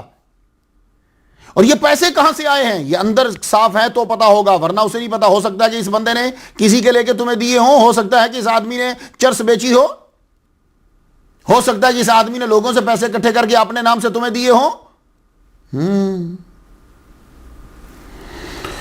اسی طرف اشارہ کیا پروردگار عالم نے۔ چاہیے سورہ حج کی آیت نمبر 37 پڑھ لیجئے۔ لن ینال اللہ لحومھا ولا دماؤھا ولکن ینالہ التقوی۔ اس آیت میں کیا ہے کہ اللہ تعالیٰ کو نہیں پہنچتا تمہاری قربانی کا ظاہر، یعنی گوشت نہیں پہنچتا، خون نہیں پہنچتا۔ اس نے کیا کرنا؟ گوشت اور خون کا استعمال تو وہ کرے کہ جس کا جسم ہے، نہیں یہ دونوں چیزیں نہیں چاہیے۔ تو اسے کیا پہنچتا ہے؟ وَلَٰكِن يَنَالُهُ التَّقْوَىٰ۔ یہ تقویٰ کیا ہے؟ اندر اسے وہ چیز، وہ چھپی ہوئی چیز پہنچتی ہے، تمہارا باطن۔ تو یہی تو اس نے کہا۔ تو وہ قربانی میں بھی یہی سکھا رہا تھا، دیکھ لوگوں کو دکھانے کے لیے 10-10 لاکھ کے جانور نہ لے آنا، مجھے تیرا گوشت اور خون نہیں، میں یہ دیکھنا چاہتا ہوں قربانی کر کیوں رہا تو صوفیاء کرام بخاری کی پہلی حدیث پر ساری زندگی عمل کرنے میں لگا دیتے۔ کچھ سمجھ میں آئی آپ کا؟ بس یہی آج سمجھانا چاہتا ہوں، اور میں یہ سمجھتا ہوں کہ باقی لیکچر سے زیادہ امپورٹنٹ یہ ہوگا، اس لیے ہم اس لیکچر کو سن کر عمل کر کے ان کے نوکروں میں شامل ہو سکتے ہیں۔ سر ہیملٹن گب، یہ مصر میں پیدا ہوا، اس نے کہا ہے اسلام کی نشو و نما تحریک تصوف کے ساتھ ساتھ چلتی ہے، یعنی تصوف اسلام کو آگے بڑھاتا ہے۔ صوفی ڈاکٹر نکلسن اوائل عمری میں تو اس نے یہ کہہ دیا، اب ظاہر ہے کہ جو شروع میں ریسرچ کرے گا کہنے لگا کہ جناب یہ جو تصوف ہے یہ اسلام نے کرسچینٹی سے لیا، لیکن آخر میں اس نے ایک کتاب لکھی آئیڈیا آف پرسنالٹی، ایسی بکس پڑھا کریں، idea of personality of God in Islam. اس میں کہا کہ تصوف کی ہر چیز کی جڑ قرآن و سنت ہے. تو ڈاکٹر نکلسن کو تو پتہ چل گیا کہ تصوف کی ہر چیز کی جڑ قرآن و سنت ہے، اپنے مسلمانوں کو پتہ نہیں چلا. باطل فرقوں کے اندر صوفیزم کو بھی لکھا ہوا ہے. سمجھ؟ اس لیے میں کہتا ہوں بخاری پڑھو، ساری پڑھو. عیسائی پادری میکڈونلڈ اپنی کتاب ایسپیکٹس آف اسلام کے اندر لکھتا ہے کہ اسلام کی ہر بات کی طرح تصوف کا بیج بھی محمد صلی اللہ علیہ وسلم کے دل میں تھا. یعنی یہ تصوف کوئی الگ سے چیز نہیں ہے، یہ تصوف محمد مصطفیٰ صلی اللہ علیہ وسلم کی سیرت میں ہے. میرے نبی کے اعلان نبوت سے پہلے کے 40 سال کیا ہیں؟ تصوف ہی تو ہے سارا. یعنی جو صوفیاء کرام کرتے ہیں، یہ نہیں اس کا مطلب یہ ہرگز نہیں ہے کہ حضور کو ضرورت تھی کہ ان کا باطن پاک نہیں، نعوذ باللہ، نہیں. یعنی حضور صلی اللہ علیہ وآلہ وسلم کی ظاہری زندگی کے دو حصے ہیں، اعلان نبوت سے پہلے کا، اعلان نبوت سے بعد کا. اعلان نبوت سے پہلے کا تمام اولیاء کے لیے ہے، اور اعلان نبوت سے بعد کا سارے علماء کے لیے ہے. پھر تبلیغ شروع ہو گئی. تو یہی تو صوفی بھی کرتا ہے. صوفی پہلے علم حاصل کرنے کے بعد حضور صلی اللہ علیہ وسلم کے ظاہری زندگی کے پہلے 40 سال کی طرح مراقبہ کرتا ہے، میڈیٹیشن کرتا ہے، تدبر و تفکر کرتا ہے، غور و فکر کرتا ہے، روزے رکھتا ہے، مجاہدے کرتا ہے. اس کے بعد جب وہ سمجھتا ہے کہ باطن پاک ہو گیا ہے تو اب اس کے بعد وہ تبلیغ پہ نکل پڑتا ہے. تو عیسائی پادری میکڈونلڈ کو تو سمجھ آ گئی، مسلمان کو نہیں آئی. شیخ الاسلام عبداللہ انصاری افغانی، ابن قیم نے تصوف کے خلاف لکھا. ابن جوزی سے بات چلی، آگے چلتی رہی، لوگوں نے دوسروں سے چرا چرا کے لکھتے رہے. ابن قیم نے جب لکھا تو ابن قیم کے جواب میں شیخ الاسلام افغانی نے رسالہ لکھا، اور اس رسالے میں یہ کہا کہ صوفیزم اسلام کا خلاصہ ہے، ایسنس ہے. اس رسالے کو پڑھنے کے بعد ابن قیم نے اپنا اعتراض واپس لے لیا، اور اس نے یہ کہا، آپ جملہ سن لیجئے. ابن قیم نے یہ کہا کہ تصوف نام ہے حضور صلی اللہ علیہ وآلہ وسلم کے اس مشن کی تکمیل کا کہ جس کو قرآن تزکیہ کہتا ہے اور محمد مصطفیٰ حدیث میں اسے احسان کہتے ہیں. اللہ اکبر. تم خود کو کیا یتیم سمجھ رہے ہو؟ اولیاء کرام کا ہم پہ بڑا احسان ہے. وہ بخاری پڑھتے تھے، ساری پڑھتے تھے. پھر جملہ بول دو ذرا، سن لیجیے. ابن قیم نے کیا کہا؟ ابن قیم یہ کہتے ہیں تصوف نام ہے حضور صلی اللہ علیہ وآلہ وسلم کے اس مشن کی تکمیل کا جس کو قرآن مجید میں تزکیہ کہا گیا ہے اور حدیث میں احسان کہا گیا ہے. ولیم سٹوڈرڈ کا کہنا ہے کہ تصوف اسلام کی روح ہے، اس کے بنا اسلام کچھ نہیں ہے. امام مالک فرماتے ہیں جس نے فقہ میں مہارت حاصل کی لیکن تصوف سے نہ بلد رہا وہ فاسق ہوا، کہیں نہ کہیں مسٹیک کر بیٹھے گا. امام احمد بن حنبل اپنے بیٹے کو کہا کرتے تھے، زور دیتے تھے اس بات پہ کہ صوفیاء کی محفل کو اختیار کیا کرو، کیونکہ مراقبہ، خشیت الہی اور بلند ہمتی کی وجہ سے یہ صوفیاء ہم سے بڑے ہوئے ہیں. لو، مجدد ملت کہہ رہا ہے بیٹے سے کہ صوفیاء سے ملو، محدث کہہ رہا ہے بیٹے صوفیاء کی محفل میں بیٹھ. خود یہ مجدد، خود یہ صوفی کامل، خود یہ محدث حضرت بشر حافی رحمۃ اللہ علیہ کی محفل میں بیٹھا کرتے تھے. سر آرنلڈ نے اپنی کتاب پریچنگ آف اسلام میں لکھا ہے اسلام تلوار کے زور سے نہیں پھیلا بلکہ اپنی بے پناہ روحانی قوت کے ساتھ پھیلا ہے. تو یہ بے پناہ روحانی قوت کس کے پاس تھی؟ اولیاء کرام کے پاس. میں پوچھنا چاہوں گا آپ سب سے، خواجہ معین الدین اجمیری چشتی انڈین ہے؟ نہیں. داتا گنج بخش علی اجمیری انڈین ہے؟ تب تو انڈیا ہی تھا نا، سارا بھارت ہی تھا. انڈین ہے؟ نہیں. تو کہاں گئے ہیں؟ یہ سب لوگ باہر سے آئے. جیسے آج آپ لوگ امریکہ میں ہو، آج آپ لوگ انگلینڈ میں ہو، آج آپ لوگ کینیڈا میں ہو، آج آپ لوگ ڈنمارک میں ہو، آج آپ لوگ مختلف ممالک میں ہو. یہ لوگ باہر سے آئے. یہ لوگ باہر سے آئے اور وہاں کے لوگوں میں محبت کو عام کر دیا. تو یہ بیڑا ہم نے اٹھایا تاکہ آپ تک اولیاء کرام کے پیغامات کو اور اس کی سیرت اور سٹوریز کو آپ تک پہنچائیں، تاکہ آپ کو معلوم ہو کہ جو لوگ انڈیا کے نہیں تھے تو کس طرح انڈیا کے لوگوں میں محبت پھیلا دی. تو آپ بھی امریکہ میں اسی طرح رہو جیسے اولیاء رہتے ہیں. آپ بھی کینیڈا میں اسی طرح رہو جیسے اولیاء آئے انڈیا میں. آپ بھی اپنے ملک میں ایسے ہی رہو جیسے انڈیا میں داتا گنج بخش علی جویری رحمۃ اللہ علیہ، کوئی لڑائی نہیں کی، کوئی لا نہیں توڑا، کسی کو مارا نہیں، برا بھلا نہیں کہا، کسی پہ قبضہ نہیں کیا، نہیں، اپنے کردار کے ساتھ لوگوں کے دلوں میں محبت بٹھا دی. یہ تصوف ہے.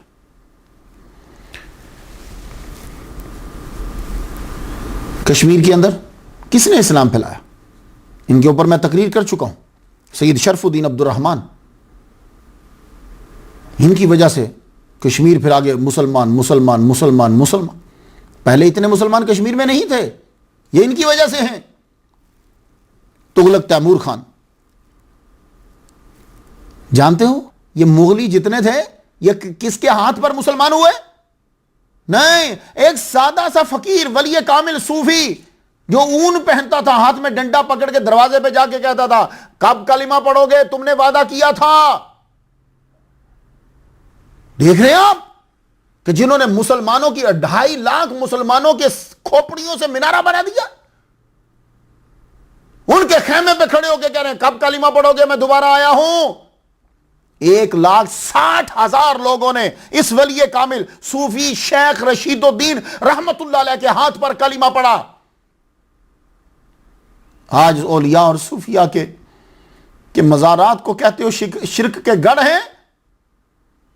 یہ تمہارے منہ کے اوپر جو کلمہ جاری ہے یہ ان ولیوں کی وجہ سے جاری ہے.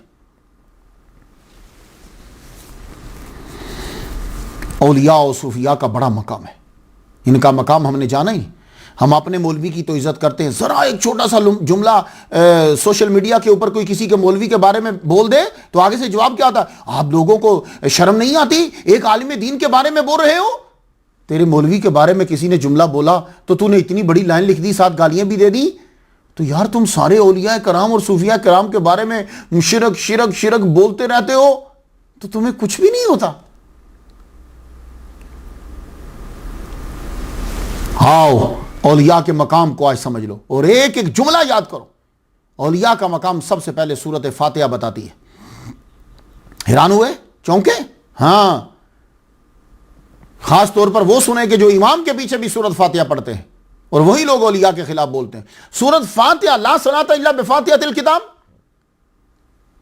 اس شخص کی نماز ہرگز نہیں ہوگی کہ جو امام کے بغیر ہے اور فاتحہ نہیں پڑھ رہا. اب ذرا غور سے سنیے کہ سورۃ فاتحہ نے ولی کے مقام کو کیسے بڑھایا. آپ نے نماز پڑھتے ہوئے کہا اہدنا الصراط المستقیم صراط الذین انعمت علیہم، سیدھا راستہ دکھا ہمیں ان لوگوں کا کہ جن پر تو نے انعام کیا. انعام کن پہ کیا؟ انعم اللہ علیہم من النبیین والصدیقین والشہداء والصالحین. یہ صالحین کون ہیں؟ اولیاء کرام. تو ہر رکعت کے اندر امام پڑھ رہا تھا پھر بھی پیچھے پڑھ کے تم نے کہا اے اللہ مجھے ولیوں کا راستہ دکھا. تو ولی اتنے امپورٹنٹ ہیں کہ آپ کی نماز کی ہر رکعت کے اندر یہ جملہ کہلوایا گیا کہ بول مجھے ولیوں کا راستہ دکھا. تو راستہ تبھی نظر آئے گا نا جب ولیوں کی سٹوری سنو گے، ان کے بارے میں جانو گے، تبھی تو آئے گا نظر.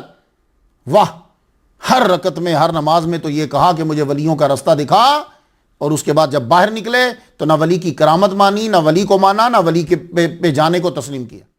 تو اس سے بڑی اور کیا منافقت ہو سکتی ہے؟ اس لیے کہتے ہیں بخاری پڑھو پر ساری پڑھو.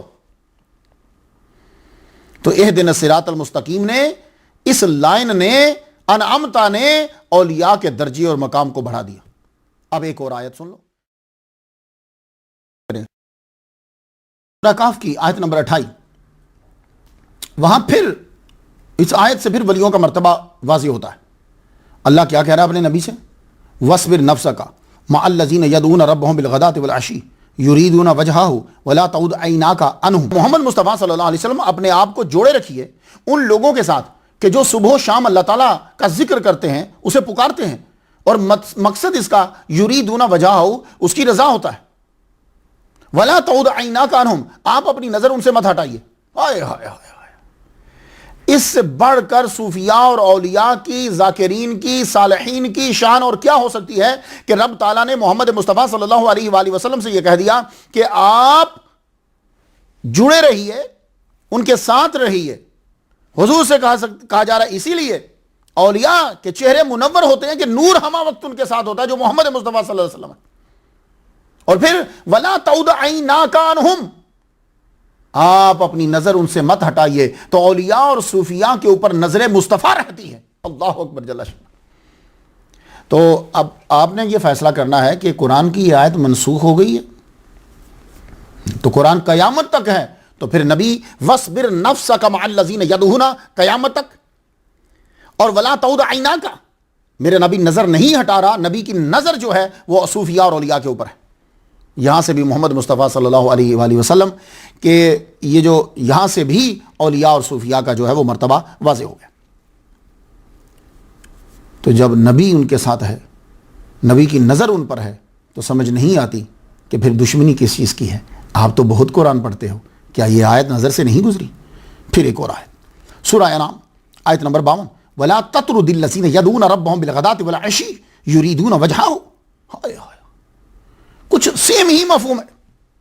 الگ مت کیجئے، الگ مت کیجئے، مت ہٹائیے، مت اپنی محفل سے ہٹائیے ان لوگوں کو جو صبح و شام اللہ کا ذکر کرتے ہیں۔ یہ صبح و شام سے مراد بعض اوقات تو واقعی صبح و شام ہوتا ہے، اور بعض اوقات اس سے مراد ہمہ وقت ہوتا ہے۔ صوفیاء اولیاء کی تو نشانی حضور صلی اللہ علیہ وآلہ وسلم نے کیا بتلائی ہے؟ حضور صلی اللہ علیہ وسلم فرماتے ہیں اذا رؤوا ذکر اللہ، جب تم دیکھو تو ذکر کرنے لگو۔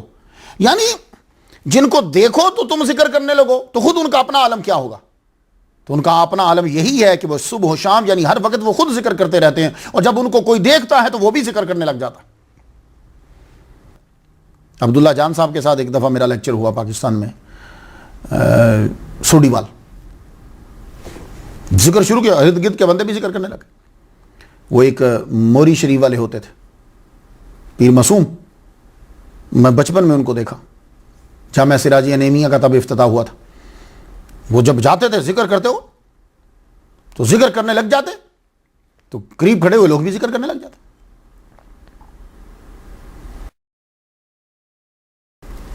حضرت عائشہ صدیقہ رضی اللہ تعالیٰ عنہ سے روایت، حضور صلی اللہ علیہ وآلہ وسلم نے فرمایا من عادى لي وليا فقد استحل محاربتي، جس نے میرے ولی کو تکلیف دی، فقد استحل محاربتی، اس نے حلال کر دیا، محاربت کو حلال کر دیا، جنگ حلال کر دی۔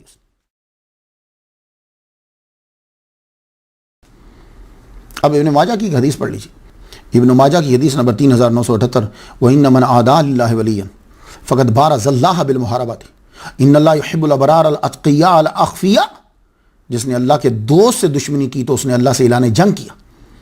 اللہ تعالیٰ پسند کرتا ہے نیکوکاروں، پرہیزگاروں اور گوشہ نشینوں کو۔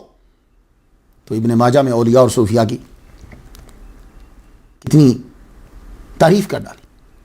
مولانا روم نے بہت خوبصورت جملہ کہا ہے، جاہلاں تعظیم مسجد می کنند در جفائے اہل دل جد می کنند، در جفائے اہل دل جد می کنند۔ جاہلوں کو دیکھو مسجد کی بڑی تعظیم کریں گے، مسجد کے پیچھے لگے رہیں گے، اور اولیاء کی توہین کرتے رہیں گے۔ بھئی اولیاء کے دل میں تو رب رہتا ہے، زیادہ تعظیم تو اولیاء کی کرو۔ ابو القاسم قشیری رحمۃ اللہ علیہ نے فرمایا، یہ مجدد فی التصوف ہے۔ اللہ نے صوفیاء کو انبیاء کے بعد سب سے مقرب بنایا، اپنے تمام بندوں پہ فضیلت دی، امت محمدیہ میں ان کے قلوب کو اپنے اسرار و معارف کا مرکز بنا دیا۔ اللہ اکبر جل شانہ۔ اور بخاری شریف کے اندر تو جو حدیث بیان کر دی ہے، ان کے جملے اگر آپ پڑھ لیں تو کمال ہو گیا۔ وہ کیا ہے کہ حضور صلی اللہ علیہ وآلہ وسلم اللہ تعالیٰ کا بیان ہم تک پہنچا رہے ہیں۔ وہ پوری حدیث پیچھے، لیکن اگلا جملہ ذرا سن لیجیے۔ بندہ نفل پڑھ پڑھ کے میرے قریب ہو جاتا ہے، پھر میں اس سے پیار کرنے لگتا ہوں۔ جب میں اس سے پیار کرنے لگتا ہوں، میں اس کی آنکھیں بن جاتا ہوں جس سے دیکھتا ہے، میں اس کے کان بن جاتا ہوں جس سے سنتا ہے، میں اس کے ہاتھ بن جاتا ہوں جس سے پکڑتا ہے، میں اس کے پاؤں بن جاتا ہوں جس سے وہ چلتا ہے، میں اس کی زبان بن جاتا ہوں جس سے بولتا ہے۔ ہوئے ہوئے ہوئے جی، وہ بہت عمل کرنے لگ جاتا ہے۔ بھائی عمل ہی پیچھے پوری حدیث پڑھو۔ نفل جب پڑھ رہا ہے تو نفل اسی کے ہی تو قبول ہوں گے نا جس نے فرض بھی پورے پڑھے ہیں۔ اب ایک آدمی فرض نہیں پڑھا تو وہ فرائض کا پکا اور اخلاقیات سارے جتنے ہیں اسلام کے جتنے معاملات ہیں سب پر عمل کر رہا ہے۔ اس کے بعد اب نوافل جب پڑھتا ہے تو نوافل اتنے پڑھے وہ رب کے قریب چلا گیا، اب رب اس کے ہاتھ بن گیا۔ کیا مطلب؟ ہاتھ اسی کے ہیں، اب پاور جو ہے وہ رب تعالیٰ نے اسے عطا کر دی۔ کان اسی کے ہیں، اب پاور رب تعالیٰ نے عطا فرما دی، ہاتھ پاؤں اسی کے ہیں، اب پاور رب تعالیٰ نے عطا فرما دی، اب اس کے لیے تم قرآن مجید پڑھو تمہیں دلیل مل جائے گی۔ تو اس حدیث نے کئی مسائل جو ہے وہ حل کر دی، اولیاء کے مقام کو واضح کیا، اور آخر میں کہا بھائی ان سالنی لاؤتینہ، اگر وہ مجھ سے سوال کریں تو میں ضرور بھر ضرور انہیں عطا کرتا ہوں۔ سمجھ گئے؟ یہ اولیاء کا مقام ہے۔ حضور صلی اللہ علیہ وآلہ وسلم کا فرمان ہے، مجدد حیدرآباد شیخ الاسلام انوار اللہ نے کتاب لکھی ہے رحمۃ اللہ علیہ نے، انوار محمدی، اس میں ایک حدیث آپ لاتے ہیں، فرماتے ہیں ذکر الانبیاء عبادت و ذکر الاولیاء کفارۃ الذنوب، انبیاء کا ذکر کرنا عبادت ہے اور اولیاء کا ذکر کرنا گناہوں کا کفارہ۔ کفارہ سمجھتے ہیں آپ؟ ایک بندے نے روزہ رکھا اور روزہ توڑ دیا، اب کفارہ کیا ہے؟ 60 روزے رکھے، 60 مسکینوں کو کھانا کھلائے، کفارہ سمجھ گئے نا؟ تو اللہ تعالیٰ کیا کرتا ہے پھر؟ وہ جو اسے جرم ہوا ہے وہ معاف کر دیتا ہے۔ تو ولیوں کا ذکر کرنا، مجدد شیخ الاسلام انوار اللہ رحمۃ اللہ علیہ فرما رہے ہیں، اور آپ نے اپنی کتاب میں اس حدیث کو نقل کیا کہ ولیوں کا ذکر کرنا کفارہ ہے گناہوں کا، کہ یعنی ان کے ذکر سے اللہ تعالیٰ گناہوں کو معاف فرما دے گا۔ شیخ ابو الفوارس شاہ بن شجاع کرمانی رحمۃ اللہ علیہ نے فرمایا اولیاء کی محبت سے افضل کوئی ریاضت نہیں، کیونکہ ان کی محبت حب خدا ہے۔ صوفیاء اولیاء کا مرتبہ اتنا بڑا ہے کہ رب تعالیٰ نے ان کو اپنا دوست قرار دیا ہے، اولیاء اللہ کہا ہے۔ پھر ایک دفعہ سن لو کہ ولی کون ہوتا ہے، صوفی کیا ہے۔ شیخ ابو سعید ابو الخیر رحمۃ اللہ علیہ تصوف پہ لیکچر دے رہے تھے، تو کسی نے کہا فلاں صاحب ہیں وہ ہوا میں اڑنے لگ جاتے ہیں، پانی پہ بھی چل لیتے ہیں، ایک آن میں ایک جگہ سے دوسری جگہ پہ پہنچ جاتے ہیں۔ تو شیخ ابو سعید رحمۃ اللہ علیہ نے فرمایا سنو، ہوا میں اڑنا ولایت اور تصوف کی نشانی نہیں ہے، ہوا میں تو پرندے کوے اور گدھیں بھی اڑتی ہیں، پانی پہ مچھلی بھی چلتی ہے، پانی کے نیچے چلتی ہے، اور چشمے زدن میں ایک جگہ سے دوسری جگہ چلے جانا یہ تو شیطان کے اندر بھی خوبی ہے، شیطان چلا جاتا ہے اور وہ وہاں سے دیکھتا ہے جہاں سے تم نہیں دیکھ سکتے، سمندر پہ بیٹھ کر تمہیں دیکھ رہا ہوتا ہے۔ تو ہم نے کیا فرمایا؟ سنو، ولی کون ہوتا ہے؟ ولی وہ جو معاملات میں کھرا ہو، اہل و عیال کے ساتھ ہو یا باہر عوام کے ساتھ، دل ہر وقت خالق الانام کے ساتھ ہو۔ اسی بات کو امام شرانی رحمۃ اللہ علیہ نے کچھ یوں بیان فرمایا، من لم یاخذ بالکتاب والسنۃ فلا تستمع له حتى لو طار في الهواء او مشى على الماء، اگر کوئی آدمی کتاب اور سنت کو نہیں پکڑ رہا، اس پہ عمل نہیں کر رہا، تو پھر اس کی مت سننا، اگرچہ وہ ہوا میں اڑ رہا ہو یا پانی کے اوپر چل رہا ہو۔ یہ ساری چیزیں اپنے ذہن میں بٹھا لیجئے تاکہ کوئی تمہیں دھوکہ نہ دے سکے اور نہ تمہیں کوئی دھوکے باز کہے۔ المومن اکرم علی اللہ عز وجل من بعض ملائکتہ، مومن اللہ تعالیٰ کی بارگاہ میں بعض فرشتوں سے بھی افضل۔ ماجہ میں ایک حدیث ہے، یہ بھی سن لیجئے، حدیث کا نمبر 4205 ہے۔ حضور صلی اللہ علیہ وآلہ وسلم سے پوچھا گیا ای الناس افضل، قال کل مخموم القلب صدوق اللسان، قالوا صدوق اللسان نعرفہ فما مخموم القلب، کون سا شخص افضل ہے یا رسول اللہ؟ آپ نے فرمایا مخموم القلب اور صدوق اللسان۔ کہا یا رسول اللہ صدوق اللسان تو سمجھ میں آ گیا ہمیں، یہ مخموم القلب کون ہوتا ہے؟ آپ نے فرمایا هو التقی النقی لا اسم فیہ ولا بغی ولا غل ولا حسد۔ اس کا مختصر ترجمہ کر دوں، یعنی ظاہر کے ساتھ ساتھ اس کا باطن بھی تمام برائیوں سے پاک ہو، کینہ سے، حسد سے، گناہوں سے، جو اندر کے گناہ ہیں اندر کے گناہوں سے بھی پاک ہو۔ ہماری نظر جو ہے وہ صرف ظاہر کے گناہوں پر رہتی ہے، اندر ہم کسی کے بارے میں برا سوچ رہے ہیں، کینہ ہے، بغض ہے، حسد ہے، چغل خوری بھی ہم کرتے رہتے ہیں، یہ ساری چیزیں ہمارے اندر میں ہوتی ہیں۔ تو ولی ان سے پاک اور صاف ہوتا ہے۔ اب آ جائیے، وہ خاص حصہ آ گیا کہ جس حصے کو ہم بیان کرنا چاہتے تھے کہ اولیاء کا ذکر کرنا کیوں ضروری ہے، اور ہم نے 96 اولیاء کا ذکر کیوں کیا اور آگے ہم کیوں بڑھنا چاہتے ہیں۔ اولیاء اور صوفیاء کا ذکر کرنا اللہ تعالیٰ کی سنت ہے۔ تمام انبیاء بدرجہ اتم اللہ کے دوست ہیں اور اللہ ان کا دوست ہے۔ تمام انبیاء اولیاء اللہ ہیں، مگر سارے اولیاء اللہ انبیاء نہیں ہیں۔ اللہ تعالیٰ نے ان انبیاء کی سٹوریز بیان کی۔ پہلے پارہ میں اللہ تعالیٰ نے آدم علیہ السلام کی سٹوری بیان کی، اللہ تعالیٰ نے ابراہیم علیہ السلام کی سٹوری بیان کی، قرآن مجید کے اندر اللہ تعالیٰ نے موسیٰ علیہ السلام کی سٹوری بیان کی، اللہ تعالیٰ نے حضرت یوسف علیہ السلام کی پوری، بلکہ اس کو تو اچھی سٹوری کہا ہے، سٹوریوں میں سے اچھی سٹوری کہا، عیسیٰ علیہ السلام کی سٹوری بیان کی، یحییٰ علیہ السلام کی سٹوری بیان کی، سکندر ذوالقرنین کی سٹوری بیان کی، بہت سے انبیاء کی سٹوریز کو بیان کیا اللہ تعالیٰ نے۔ تو پتہ چلا کہ اللہ کے دوستوں کی سٹوریز کو بیان کرنا یہ اللہ تعالیٰ کی سنت ہے۔ کیا نبی اللہ کے دوست نہیں ہیں؟ سب سے پکے اور بڑھیا دوست نبی ہیں، اس کے بعد نبیوں کے امتی ہیں۔ حضرت مریم علیہ السلام کی سٹوری کو اللہ تعالیٰ نے بیان کیا، تو مریم علیہ السلام کیا نبیہ ہیں؟ نہیں، ولیہ ہیں، ان کی کرامت کو بیان کیا۔ تو پتہ یہ چلا کہ اللہ تعالیٰ کے بندوں کی سٹوریز کو بیان کرنا یہ اللہ کی سنت ہے سب سے پہلے۔ اب صرف انبیاء کی سٹوری نہیں، ولیوں کی بھی بیان کی۔ سورہ کاف، کاف کیا ہے؟ غار۔ غار ٹائٹل سورت کا نام غار کے اوپر کیوں رکھا؟ اس لیے کہ اس کے اندر اللہ کے دوست رہے ہیں۔ تو اللہ تعالیٰ نے اس سورہ کے اندر عیسیٰ علیہ السلام کا کلمہ پڑھنے والے چند اولیاء و صوفیاء کا تذکرہ کیا، ان کا اتنا اعلیٰ مقام کہ اللہ تعالیٰ نے سورج کو بھی حکم دیا کہ تم نے اندر گرمی کو نہیں ڈالنا، فرشتوں کو یہ حکم دیا کہ ان کی سائڈز کو چینج کرتے رہنا، اور صرف انہی کی سائڈز کو نہیں بلکہ جو باہر دروازے دہلیز کے اوپر جو کتا ہے اس کتے کی بھی سائڈ کو، کروٹ کو چینج کر رہے ہیں، اور اس کتے کا ذکر بھی قرآن مجید کے اندر کر دیا۔ اور صرف قرآن مجید کے اندر ذکر نہیں کیا بلکہ ولیوں کے صدقے وہ کتا قیامت کے دن بلام بن باور کی کھال پہن کر جنت میں جائے۔ اب وہ انسان تھا، وہ کتے کی کھال پہن کر دوزخ میں جائے گا، اور یہ کتا تھا، یہ اس انسان کی کھال پہن کر جنت میں جائے گا۔ کیوں؟ اس لیے کہ اس انسان نے انسان ہو کر کتے والا کام کیا کہ اپنے مالک کو بھونکا، یہ کتے نے کتا ہو کر انسان والا کام کیا کہ ولیوں کی عزت کی۔ تو پتہ یہ چلا کہ ولیوں کی عزت کرنا یہ انسانوں کا کام ہوتا ہے، لیکن ایک جانور نے جب کر دیا تو رب تعالیٰ نے اس کو انسان کا لباس پہنا دیا۔ اب جو ولیوں کی تعظیم نہیں کرتا وہ انسان ہو کر سوچ لے کہ وہ کس کھاتے میں ہے۔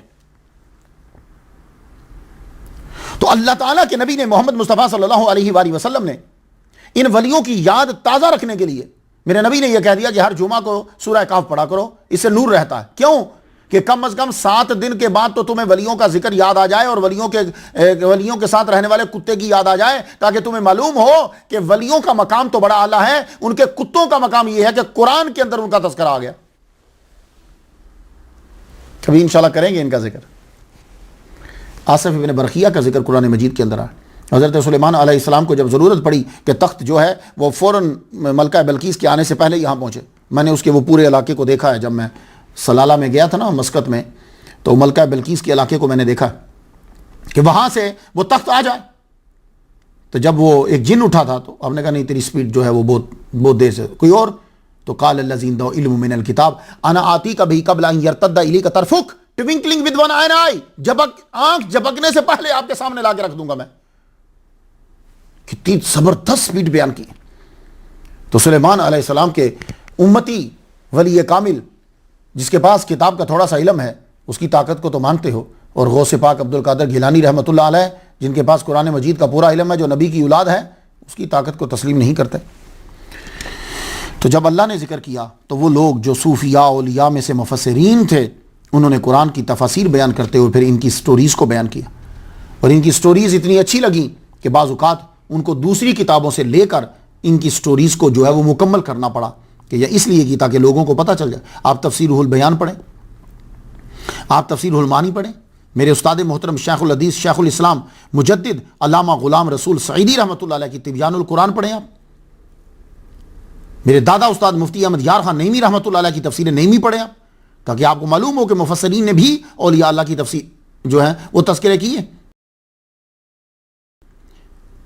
یاد کر رہے ہیں آپ، حوالے یاد کرتے جائیں کہ ہم نے اولیاء کا ذکر کیوں کیا۔ حدیث میں اولیاء کا تذکرہ ہے۔ پہلی بات تو یہ ہے کہ قرآن مجید کے اندر جو سٹوریز آپ کو ملتی ہیں وہ حضور نے ہی اپنے منہ مبارک سے ادا کی ہیں، ہم تک تو ان کے منہ مبارک سے ہی پہنچی نا۔ تو پھر تو وہ قرآن بننے سے پہلے حدیث بن جاتا ہے، وہ ہوتا حدیث ہی ہے، اس کے بعد حضور کی امانت داری ہے کہ آپ بتاتے ہیں، فرماتے ہیں کہ یہ قرآن ہے۔ اس لیے حدیث کے منکروں کو بس ایک ہی سوال پوچھتا ہوں، تمہیں کیسے پتا چلا کہ یہ قرآن ہے؟ بولے حضور نے کہا، تو میں نے کہا اسی کو تو حدیث کہتے ہیں، تو قرآن کا ثبوت بھی حدیث ہی سے ہے۔ تو حضور صلی اللہ علیہ وآلہ وسلم کے منہ مبارک سے سب سٹوریز جو ہیں وہ ہم تک پہنچی، لیکن پھر بھی جسے آپ حدیث کہتے ہیں ٹرمینالوجی میں اصطلاحاً، اس میں بھی حضور صلی اللہ علیہ وآلہ وسلم نے سٹوریز ہمیں سنائی ہیں۔ مسلم شریف حدیث نمبر 4976 ہے۔ اس میں حضور صلی اللہ علیہ وآلہ وسلم نے 3 بندوں کا قصہ سنایا ہے کہ وہ ان کی کرامت بھی بنتی ہے اور سٹوری بھی بنتی ہے۔ وہ 3 بندوں کا قصہ سنایا کہ وہ ایک جگہ جا رہے تھے، بڑی تیز بارش آئی، انہوں نے بارش سے بچنے کے لیے غار میں پناہ لی۔ میں خلاصہ سنا رہا ہوں آپ کو۔ تو بارش سے بچنے کے لیے غار میں پناہ لی، اوپر سے پتھر جو ہے وہ آیا، اس نے آگے غار کے دہانے کو بند کر دیا۔ تینوں زور لگا رہے ہیں لیکن وہ پتھر غار کے منہ سے ہٹ نہیں رہا۔ انہوں نے کہا کہ اب اپنا کوئی عمل یاد کرو کہ جس عمل کے صدقے سے اللہ تعالیٰ مصیبت سے دور کر دے۔ باری باری اپنا عمل بیان کرنا شروع کیا۔ پہلے نے کہا یا اللہ تعالیٰ میں بکریاں چراتا، شام کو واپس آتا، بکریوں کا دودھ دوتا، میں سب سے پہلے اپنے ماں باپ کو دیتا تھا، پھر اپنی فیملی کو۔ ایک مرتبہ میں آیا، میرے ماں باپ سو گئے، مجھے دیر ہو گئی، میں دودھ لے کے کھڑا رہا، میرے بچے روتے رہے لیکن میں پہلے ماں باپ کو دینا چاہتا تھا۔ میرے ماں باپ اٹھے، ان کو پہلے دیا، پھر میں نے اپنے بچوں کو دیا، میرے بچے روتے روتے سو گئے۔ تیری بارگاہ میں اگر یہ میرا عمل اور اس عمل میں جو خلوص وہ تیری رضا کی خاطر میں نے کیا قبول ہے، پتھر ہٹا دے۔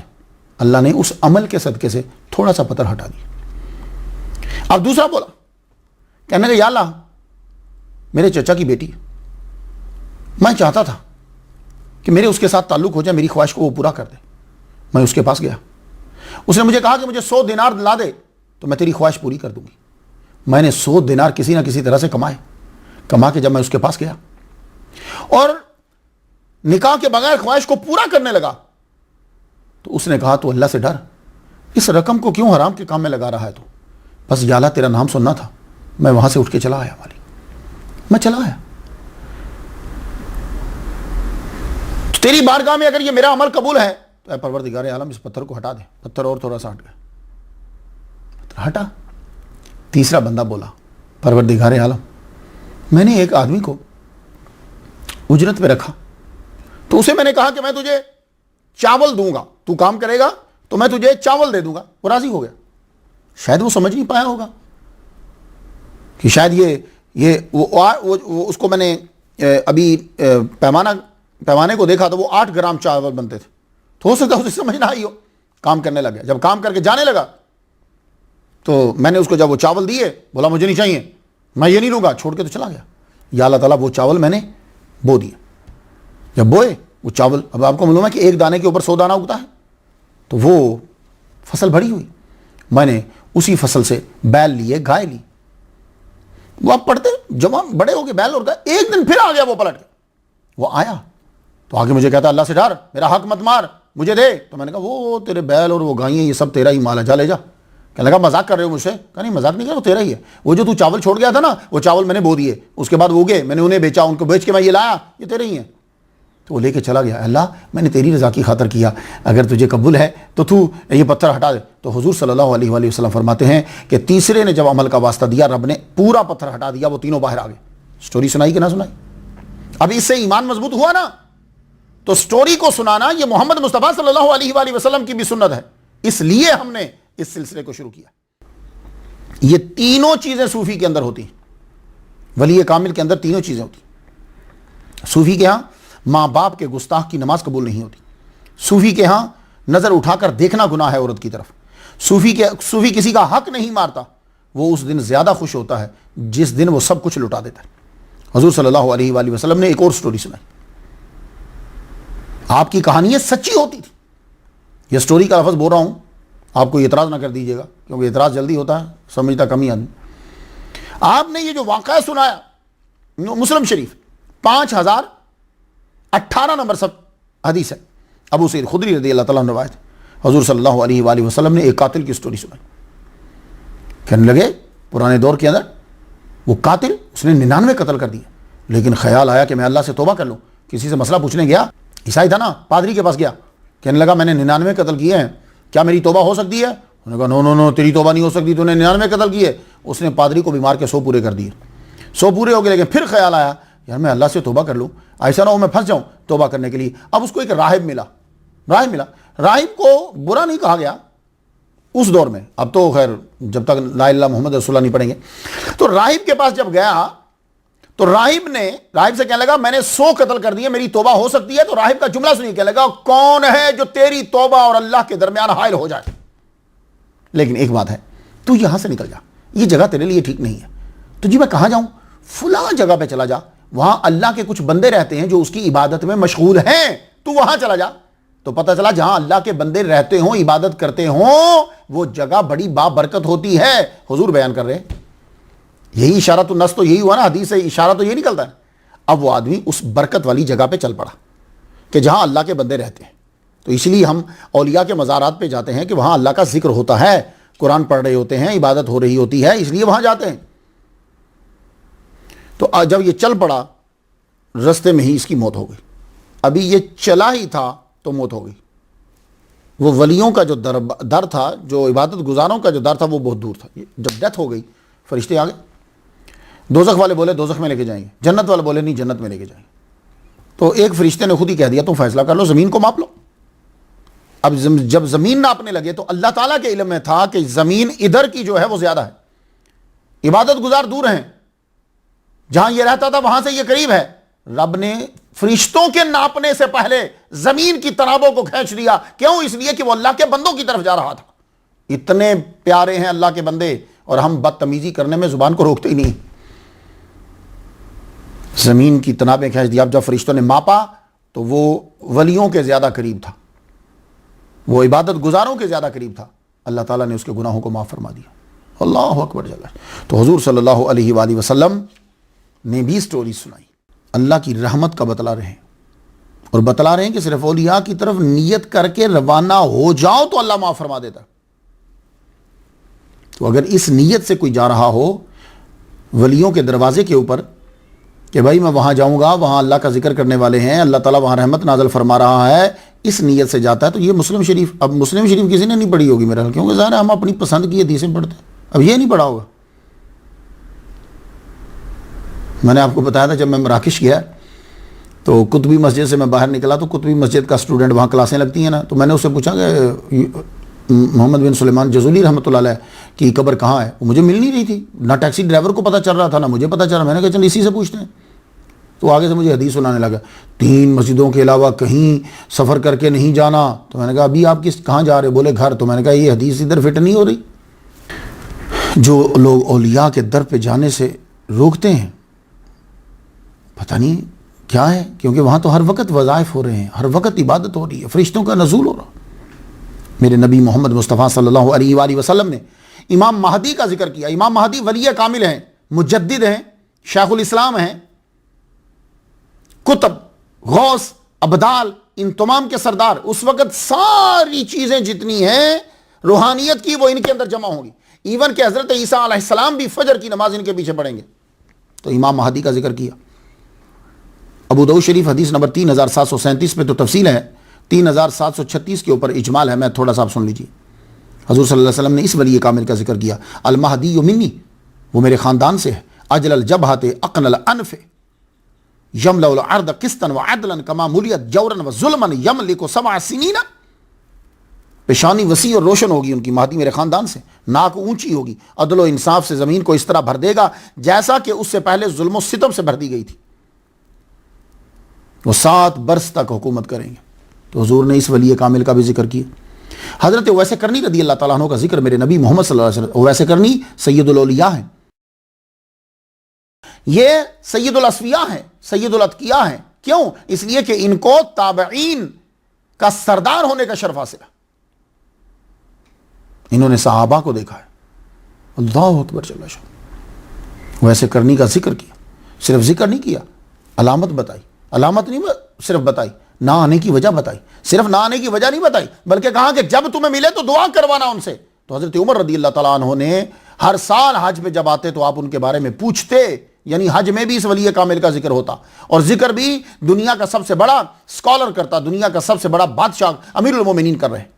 تو ولی کامل کا ذکر حضرت عمر کی محفلوں میں حج کے دوران ہوتا. اور جس دن مل گئے تو فرمانے لگے دعا کر. تو گویا کہ یہ ولی کامل ہے کہ جس نے زبردست حضرت عمر رضی اللہ تعالیٰ عنہ کی موجودگی میں حضور کی امت کے لیے دعا کی ہے. اب بھی ولیوں کا مقام تم نہیں سمجھتے؟ 70 نمبر سٹوری پہ میں ڈیٹیل حضرت اویس کرنی رضی اللہ تعالیٰ عنہ کی بیان کر چکا ہوں، سن لیجیے۔ العلماء ورثۃ الانبیاء، علماء نبیوں کے وارث ہیں۔ یہاں سے کون سے علماء مراد ہے؟ یہ علماء جو تقریریں کرتے ہیں، یہ علماء جو کتابیں لکھتے ہیں، یہ علماء مراد ہیں، یا اولیاء اور صوفیاء مراد ہیں؟ میں اگر کہوں گا تو ہو سکتا ہے کہ میری بات ہو۔ چلیے چلتے ہیں۔ تفسیر بحر الامواج کے مصنف شیخ شہاب الدین دولت آبادی نے حضرت شیخ بدیع الدین مدار رحمۃ اللہ کی خدمت میں لکھا کہ حدیث جو ہے العلماء ورثۃ الانبیاء، اس سے علماء شریعت مراد ہیں یا علماء طریقت مراد ہیں؟ تو آپ نے کیا فرمایا؟ شاہ بدیع الدین مدار رحمۃ اللہ علیہ نے فرمایا، شاہ صاحب نے فرمایا کہ علماء ظاہر کا جو علم ہوتا ہے وہ اکتسابی ہوتا ہے، کتابیں لیتے ہیں، کتابیں پڑھتے ہیں، پھر جا کر ان کو وہ چیز یاد ہوتی ہے، یہ علم شریعت وہ اکتسابی ہے۔ آپ نے 1 مہینہ کہیں کام کیا، آپ کو $1000 ملے، یہ وراثت نہیں ہے۔ آپ کے والد گرامی دنیا سے چلے گئے، آپ کو $1000 مل گیا، یہ وراثت ہے۔ تو جو آپ نے 1 مہینہ محنت کر کے چیز حاصل کی ہے اس کو وراثت نہیں کہتے۔ وراثت وہ ہوتی ہے کہ جہاں آپ کی محنت نہیں لگی وہ آپ کو مل جائے۔ تو العلماء ورثۃ الانبیاء ہیں، تو علماء یہاں سے علماء اکتسابی، علماء ظاہری نہیں ہوں گے، وہ علماء ہوں گے کہ جو صوفیاء ہیں، اولیاء ہیں، کیونکہ ان کے پاس جو علم آتا ہے وہ رب کا القاء ہوتا ہے، رب کی رحمت ہوتی ہے۔ اللہ اکبر۔ ولیوں کی اپنی تشریح اور مزہ آتا ہے، آپ کا دل کرے تو تسلیم کریں۔ تو اولیاء کا علم القاء ہوتا ہے۔ تو جب اللہ تعالیٰ نے تذکرہ کیا ولیات کا، یہ ولیہ کی جمع ہے، ولیات کا تذکرہ کیا، اولیاء کا تذکرہ کیا، حضور صلی اللہ علیہ وسلم نے تذکرہ کیا، مفسرین نے، محدثین نے تذکرہ کیا، تو پھر اولیاء اور صوفیاء کے تذکرے مسلمانوں نے کرنے شروع کر دیے، خاص طور پر جو ان کے ادوار کے تھے، قرب و جوار کے تھے، انہوں نے ان کے تذکرے کیے۔ محدثین نے اولیاء کے تذکرے کیے۔ محدثین نے کیا کیا کہ اولیاء کے اندر جو سب سے افضل ہیں صحابہ، خلفائے راشدین کے فضائل و مناقب کے باب باندھ کر حضرت ابوبکر، حضرت عمر، حضرت علی، عثمان غنی رضی اللہ تعالیٰ عنہ، ان کے مناقب کو بیان کیا، باب باندھے، اہل بیت کی تشریح کی۔ تو اہل بیت صحابہ کرام یہ بھی اولیاء و اصفیاء و اتقیاء ہیں۔ بخاری شریف کتاب المناقب کا باب باندھا، اور جو صحابہ زیادہ قریب تھے ان کا تذکرہ کیا۔ مسلم شریف نے کتاب الفضائل میں ان صحابہ کا تذکرہ کیا جن کا تذکرہ حضور نے کیا۔ مشائخ اور الگ سے بھی کتابیں لکھی، اپنی جو مشہور شرفاء کتاب تھی اس میں بھی اس کے علاوہ الگ سے کتابیں لکھی۔ امام مسلم نے مشائخ امام مالک، امام ثوری، کتاب اولاد صحابہ الگ سے لکھی۔ مشکات شریف قریش کے اچھے لوگوں کے مناقب بیان کی، خلفائے راشدین کا تذکرہ کیا۔ امام ابو داؤد رحمۃ اللہ نے کتاب فضائل انصار میں مدینہ کے نیک لوگوں کا تذکرہ کیا۔ امام نسائی رحمۃ اللہ علیہ نے نسائی شریف میں تذکرہ تو کیا ہی، الگ سے مولا علی کی شان میں جو سید الاولیاء ہیں، شہنشاہ ولایت ہیں، مولا علی شیر خدا رضی اللہ تعالیٰ عنہ کی شان میں الگ سے کتاب لکھی، جس کتاب کی وجہ سے آپ کو دوران خطاب پیٹا گیا اور اتنا مارا کہ آپ کی شہادت ہو گئی۔ ایک اور بات میں آپ سے پوچھنا چاہوں گا کہ ہم لوگ جو اولیاء کا تذکرہ کر رہے ہیں کوئی نئی بات نہیں ہے۔ یہ علم اسماء الرجال کیا ہے؟ اس کے موجد مسلمان ہیں۔ اسماء الرجال کے اندر کیا چیز ہوتی ہے ان کی کتابوں میں؟ وہ اولیاء کرام کہ جن کے ذمے حدیث کو بیان کرنا تھا ان کے تذکرے ہیں۔ تو گویا کہ علم اسماء الرجال جو ہے اس علم کے موجد ہم ہیں، تو اس کے اندر بھی ہم نے اولیاء کا تذکرہ کیا ہے زیادہ تر، جنہوں نے حدیث کو بیان کیا۔ ہم کتب ملاحظہ کر لیجیے کہ جنہوں نے اولیاء کے تذکرے کیے، تاکہ ہم جس سفر پہ نکل رہے ہیں اس سفر میں ہمارے لیے جو زاد راہ ہے، سب سے بڑا جو ہمارے ممد و معاون ہے، وہ یہ کتب ہے، آپ کے لیے بھی میرے لیے بھی۔ آئیے ان کتابوں کا نام لکھ لیجئے، لکھتے جائیے، نوٹ کر لیجئے۔ حلیۃ الاولیاء 10 جلدوں پہ یہ کتاب ہے، عربی میں ہے، یہ اردو میں بھی شاید ترجمہ مل جائے گا۔ اس کے اندر اولیاء کا تذکرہ کیا گیا۔ طبقات الصوفیہ، ابو عبد الرحمن محمد بن حسین سلامی نے یہ کتاب لکھی۔ انہوں نے پہلا تذکرہ حضرت فضیل بن ایاز رضی اللہ تعالیٰ عنہ کی، جو امام اعظم کے شاگرد ہیں، ان کا تذکرہ کیا، اور آخری تذکرہ حضرت عائشہ بنت احمد طویل کا کیا۔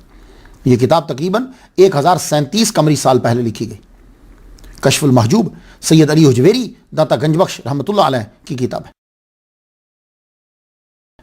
فارسی میں ہے اصل، اس میں بھی اولیاء کا تذکرہ ہے، اور یہ آج سے تقریباً 987 قمری سال پہلے جو ہے وہ یہ کتاب لکھی گئی۔ روز الریاحین فی حکایت الصالحین، اس میں اولیاء کا تذکرہ، سٹوریز بیان کی گئی۔ یہ کتاب حضرت عبداللہ بن اسد بن علی بن عثمان بن فلاح شافعی یافعی رحمۃ اللہ علیہ نے لکھی، یہ آج سے 690 سال پہلے لکھی گئی۔ نفحات العنس، یہ کتاب حضرت نور الدین عبد الرحمن جامی رحمۃ اللہ علیہ نے فارسی میں لکھی، آج سے 567 سال پہلے 567 years before یہ کتاب جو ہے written by مولانا عبد الرحمن جامی رحمۃ اللہ علیہ۔ پروگریسو بکس کے نسخے کے مطابق 700 اولیاء کا تذکرہ آپ نے اس کتاب کے اندر کیا ہے۔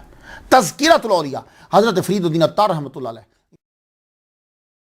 انہوں نے 96 اولیاء کرام کو سرنامہ کلام بنا کر یہ کتاب لکھی، اس کے ماتحت تو ضمن میں بہت سے لکھے ہیں، یہی کتاب ہے جسے پڑھ کر مجھے شوق پیدا ہوا کہ میں کم از کم 96 تو بیان کروں، اور آج میرے رب کا مجھ پہ کرم کہ میں نے 96 اولیاء کا تذکرہ آپ کے سامنے بیان کر دیا ہے۔ اور آج کی تقریر تو یہ ہے کہ ہم نے اولیاء کا تذکرہ کیوں کیا اور تذکرہ کرنے کے فوائد کیا ہیں اور اولیاء کیا ہوتے ہیں۔ اور یہ کتاب تقریباً 1026 سال پہلے لکھی گئی تھی۔ جامع کرامات الاولیاء، مجدد علامہ یوسف بن اسماعیل النبہانی رحمۃ اللہ علیہ نے اس کتاب کو لکھا، تقریباً آج سے 106 سال پہلے لکھی گئی۔ الترغیب والترہیب، امام مجدد الحافظ عبد العظیم بن عبد القوی منذری رحمۃ اللہ علیہ نے کتاب لکھی۔ اس میں بنیادی طور پر احادیث ہیں۔ الترغیب فی الصلاۃ، الترغیب و ترغیب کے اندر بنیادی طور پر حدیث ہیں، لیکن اس کے اندر تذکرہ بھی ہے۔ آپ بڑے حیران ہو گئے، اس کے اندر ایک حدیث ہے، میں آپ کو سنا دوں جس پہ صوفیاء عمل کرتے ہیں بڑا پکا۔ الترغیب فی الصلاۃ قبل العصر میں ایک حدیث ہے، من صلی 4 رکعات قبل العصر لم تمسہ النار، جس نے عصر کی 4 سنتوں پر مواظبت کی، پڑھا، موقدہ غیر موقدہ کے چکر میں نہیں پڑھی تو لم تمسہ النار، اس کو آگ ہرگز نہیں چھوئے گی، آگ ہرگز نہیں چھوئے گی۔ یہی وجہ ہے خواجہ معین الدین اجمیری چشتی رحمۃ اللہ علیہ اس پر خود بھی ہمیشگی کرتے، اور آگے آپ کے چاہنے والے مریدین، مریدوں کے مرید، آگے سب وہ اس پہ مواظبت کرتے۔ تو پھر بتاؤ نا کہ حدیث پر عمل کس کا ہے، مولوی کا جو ولیوں کا دشمن ہے یا ولیوں کا؟ تو صوفیاء کرام جو ہیں وہ حدیث پر زیادہ عمل کرتے ہیں۔ اس کتاب میں 35ویں معرفت صحابہ ہے اور 36ویں معرفت التابعین ہے۔ 4 جلدوں کو، بڑی جلدیں تھی، 4 کو 2 بنا دیا گیا۔ تقریباً 807 قمری سال پہلے یہ کتاب لکھی گئی، اور اس کے اندر بھی اولیاء کا ذکر ہے حدیثوں کے علاوہ۔ رسالہ قشیریہ، مجدد فی التصوف، امام استاد ابو القاسم قشیری رحمۃ اللہ علیہ نے اس کتاب کو، رسالے کو لکھا۔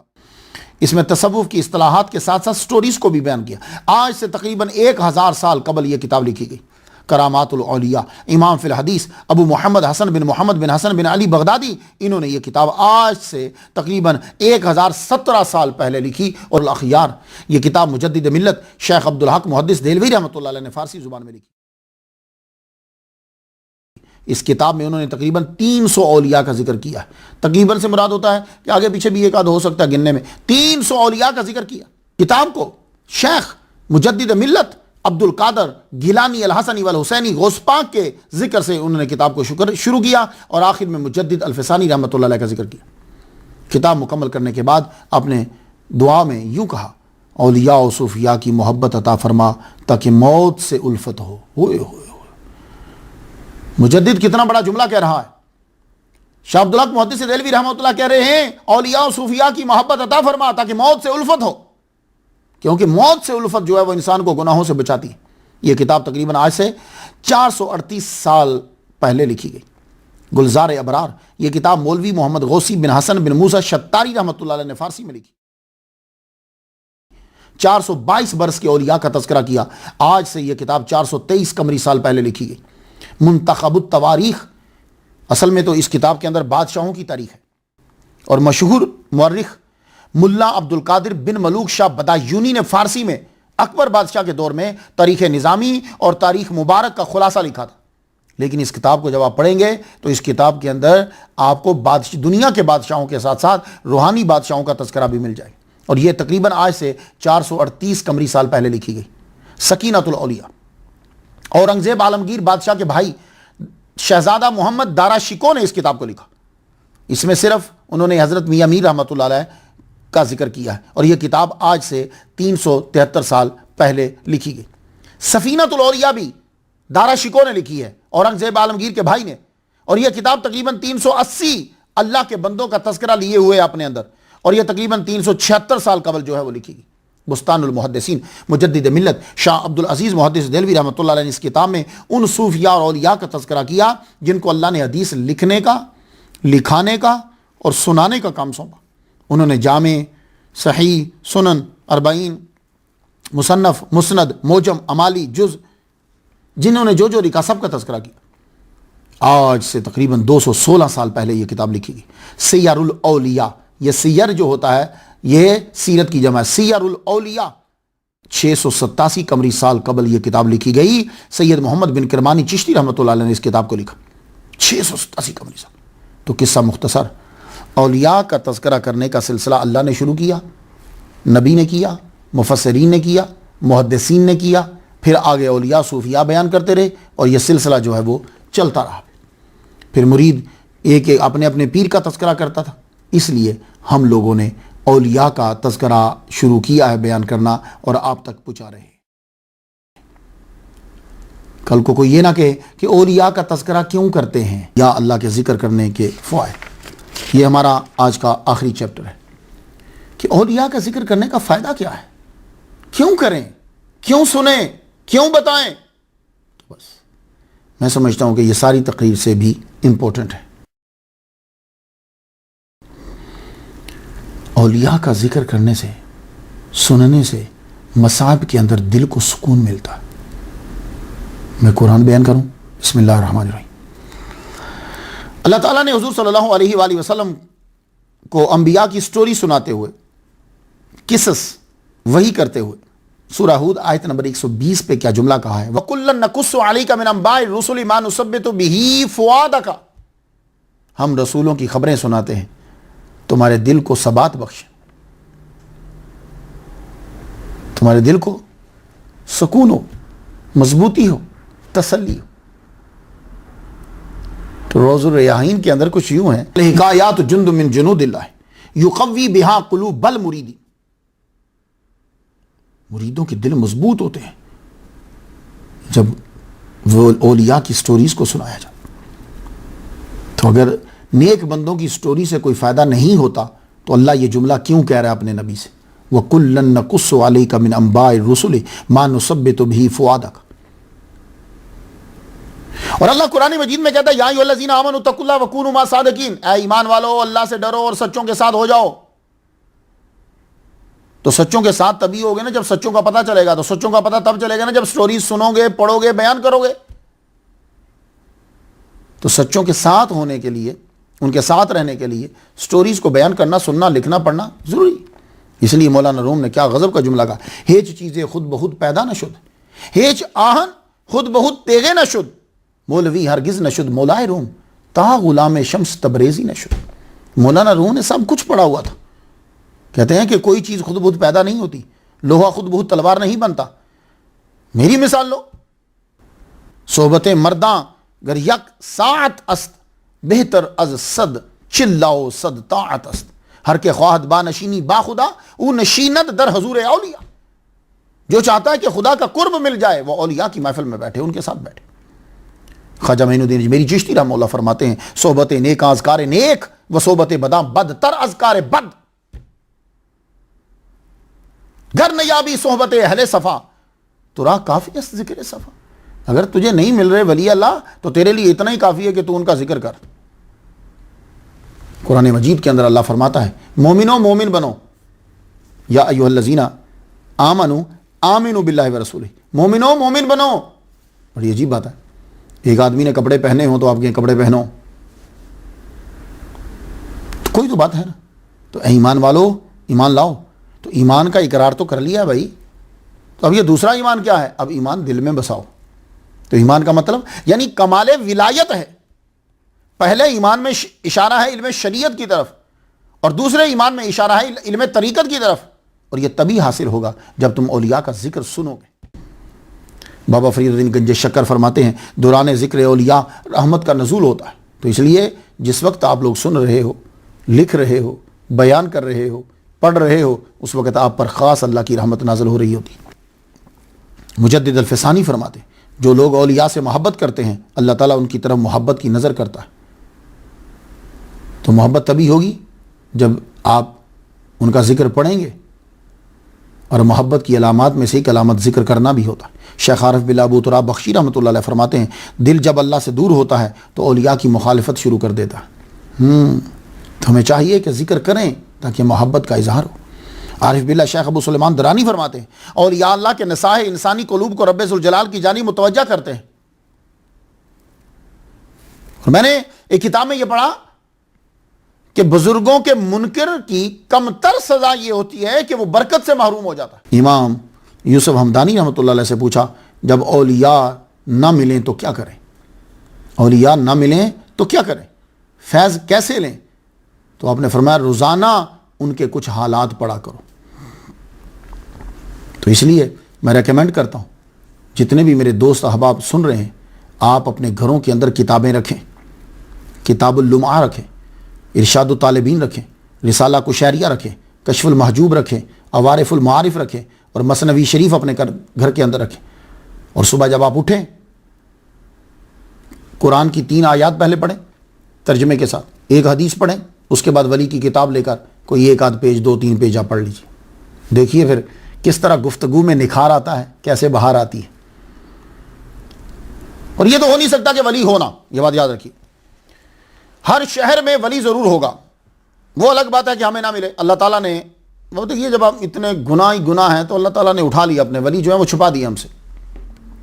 تلاش کرو انہیں، اللہ تعالیٰ نے لیلۃ القدر کو چھپا دیا، تلاش کرو ثواب ہوگا۔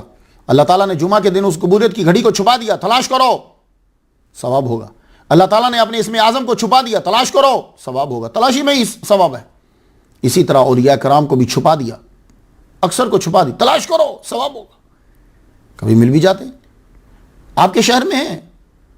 لیکن مجھ سے ایک آدمی نے پوچھا، کہنے لگا کہ جی ولی کامل کون ہے؟ میں نے کہا یار اختلاف ہو سکتا ہے لوگ مجھ پہ اعتراض کریں، اگر تمہیں ظاہر جسے حکم ہے ظاہر ہونے کا وہ جا کے تم دیکھو تو دعوت اسلامی کے امیر الیاس قادری صاحب ہیں۔ کہنے لگا آپ کیسے کہہ سکتے ہو کہ وہ ولی ہیں؟ میں نے کہا ایک بات تو یہ ہے کہ جو ہمیں اولیاء کی نشانیاں بتائی گئی ہیں وہ اس بندے کے اندر ہیں۔ دوسرا تجھے میں ان کی کرامت بتا دوں؟ میں نے کہا کرامت سن ان کی۔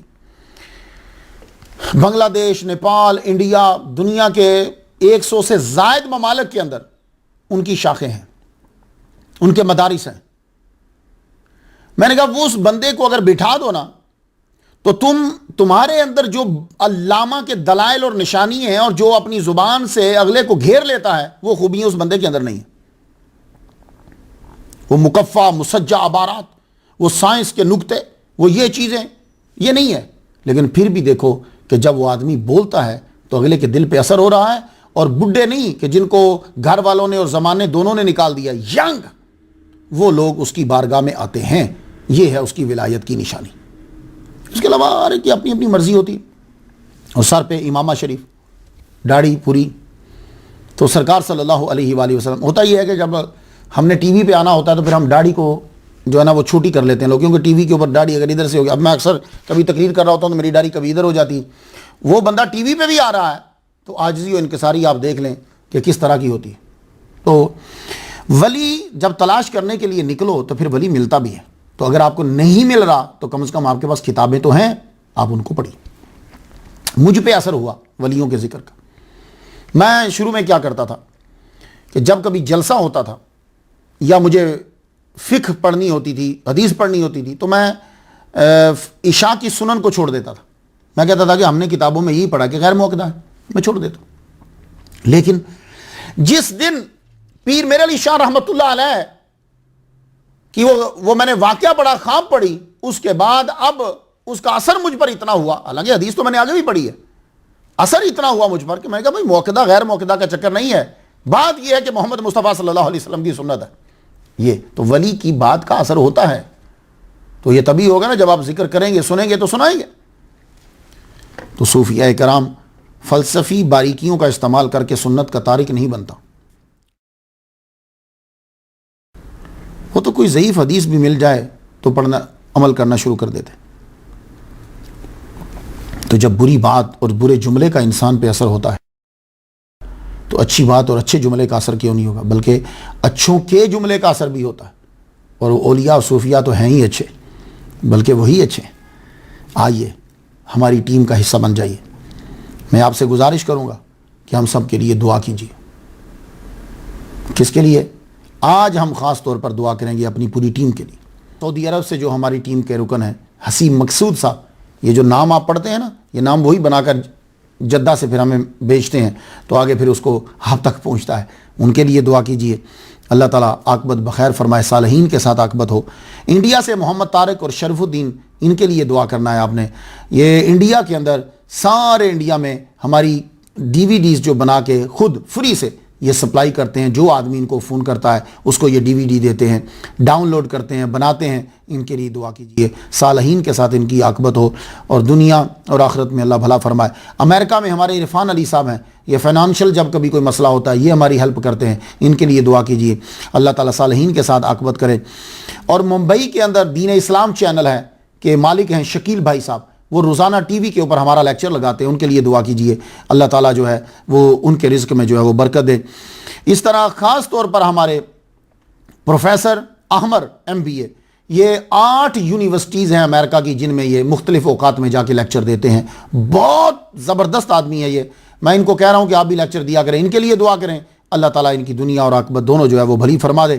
اس کے علاوہ یورپ، امریکہ، ایشیا میں وہ سب لوگ کہ جو اپنے گھروں میں ہمارا لیکچر سنتے ہیں، آگے پھیلاتے ہیں۔ پاکستان میں میرے والد گرامی کے مزار کے اوپر، وہاں بھی جو مریدین ہیں وہ لیکچر کو ڈاؤن لوڈ کرتے ہیں، اس کے بعد پھر وہ سکرین کے اوپر جمعرات کو جو ہے وہ دکھاتے ہیں۔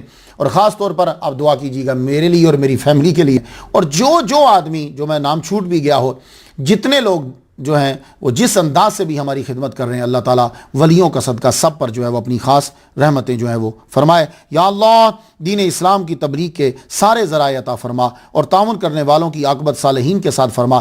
اور آخر میں وہی جملہ کہنا چاہوں گا جو امام یافی رحمۃ اللہ علیہ نے اللہ کی بارگاہ میں کہا تھا، اے اللہ فقیر کے پاس محبت اولیاء کے علاوہ سفر آخرت کے لیے کوئی زاد راہ اور سفاری نہیں ہے، کوئی زاد راہ اور سواری نہیں ہے، ہمارے پاس اولیاء کی محبت ہے۔